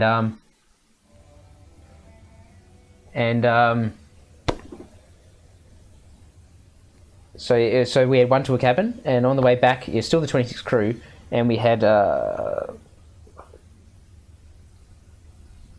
was 116 people all up on the way back. No, it was a lot of people. It was 116 on the way back, so that's 116 expeditioners and 26 crew. So we were a full ship on the way back, so that's how I had to share the room with 2 other people. I know I'm not as far as it sounds. I'm gonna give him a call. Got to catch up for a drink with him actually. It was actually on this very night I found out he was from Adelaide as well. So yeah, I got to catch up with him actually. It was just and there's another woman who's on the crew. She's coming across to SA next month. I'm going to catch up with her as well. It'll be really great to see her. Oh no, I showed this one earlier. Sorry, this is about the ice breaking we did. This is the Snowberg.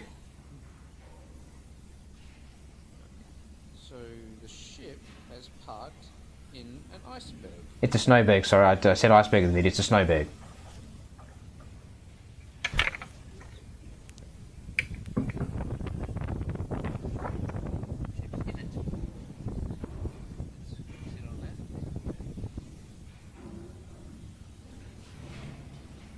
I could have dropped my phone in the ocean many times during this trip. I'm so glad I did. I would have cried.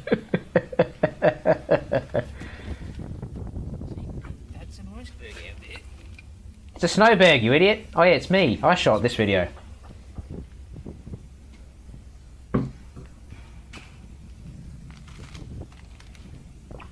This is all freshwater ice. I could have eaten it right there.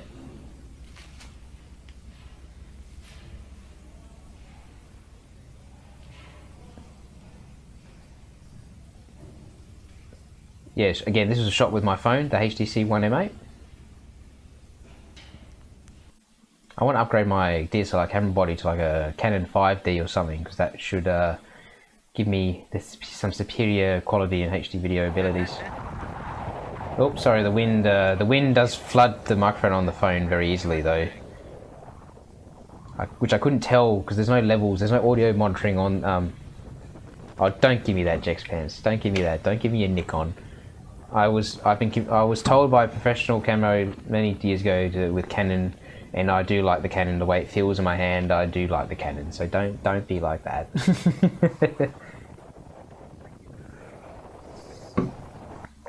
So yeah. Oh no, I showed you this one. Sorry. Sorry. Oh, just to give you maybe one thing to maybe get your stomach churning a little bit. Some of the rolling effect of the ship when we were going down. It was rougher on the way down than it was on the way back.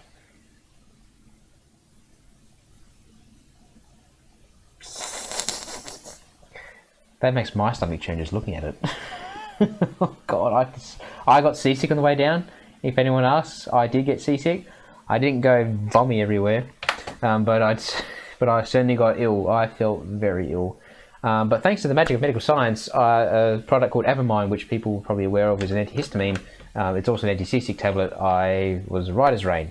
So thank you for medical science, because I'd never been on a ship that long, so I had no idea how I would cope. So yeah. I'm not going to show you another. There was another video. It's not owned by me. It's 17 minutes long, so I don't really want to do that to you. So how about we might call it there. That's largely all the videos and photos that I have. And that's after my cold down version. I know we've been going for nearly 2.5 hours. Thank you so much for sticking around. But yeah, if I tried throwing any more content, we'd be here for a while. So thank you very much for coming. Thanks for dropping by.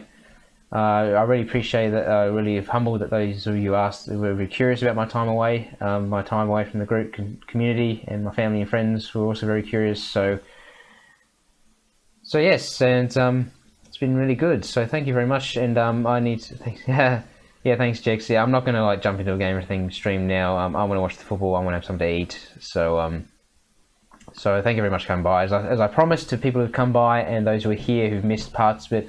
I will download this Twitch recording and I'll upload it to my YouTube channel so it's there forever, and share it around so people who want to have a look can certainly do that. So thank you very much again for coming by. It is very humbling that people wanted to watch something that I've done. So how about then we end off as we do, as many people seem to do, and we do a raid. So how about we do that? So let's find someone who would potentially like to be raided. Yes, I know I know I wanted to end at about 7, but my running sheet, I was just like, we talk if people have questions. So so how about we see who might be online, and we'll have a little sneaky post to someone. Oh, no one I'm following is online. That's a real shame. Let's try and have a look at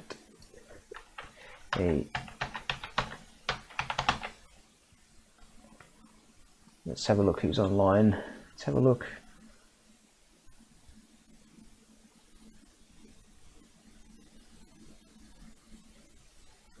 Insufferable Scotsman's online.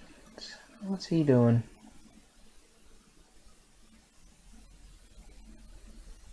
So if you'd like to steer in just to be Ray, just pop him, say g'day. We'll do Insufferable Scotsman. How about that? So again, thank you very much for showing my enjoying my little trip away, and I enjoy my Antarctica water. So and a raid message, that raid message is a thing, isn't it? How about because no one asks, there's no polar bears in Antarctica, they're all in the Arctic. It's a common question. It's like, I didn't see a polar bear because they're not in Antarctica. So how about no polar bears in Antarctica? That's going to be the raid message, right? No polar bears in Antarctica. We're going to raid Insufferable Scotsman. And again, thank you very much for coming. And I need to spell Insufferable Scotsman. Thank you very much, Jex, for just posting it there to make my cut and paste very much easier. And again, thank you very much for coming. And I will see you all around. If I stream again, it might be a game or something. I'll be it'll be just for fun. I don't plan to do this as much as some of you others who may be doing it full time or wish to make more of it. I'll just do it for shits and giggles. And for just to learn more. I love knowledge, so streaming, moderation, I love all that. I love that sort of stuff. I work in IT professionally, so it's all very interesting to me. So again, thank you very much for coming. let's all say good day to insufferable Scotsman, and the raid message will be no polar bears in Antarctica. So that's not the command, isn't it? That's the command. So again, thank you very much for coming, and I will catch you all on the flip side. I'll see you all in chat another time. I'll see you on Facebook. Again, anytime ask me questions, please do so. And no polars in Antarctica. Yeah, throw emotes in there, Red Barrel. Love your work, mate. It's always good when people can think of their own ideas. So I'll catch you all on the flip side, and have all a pleasant evening.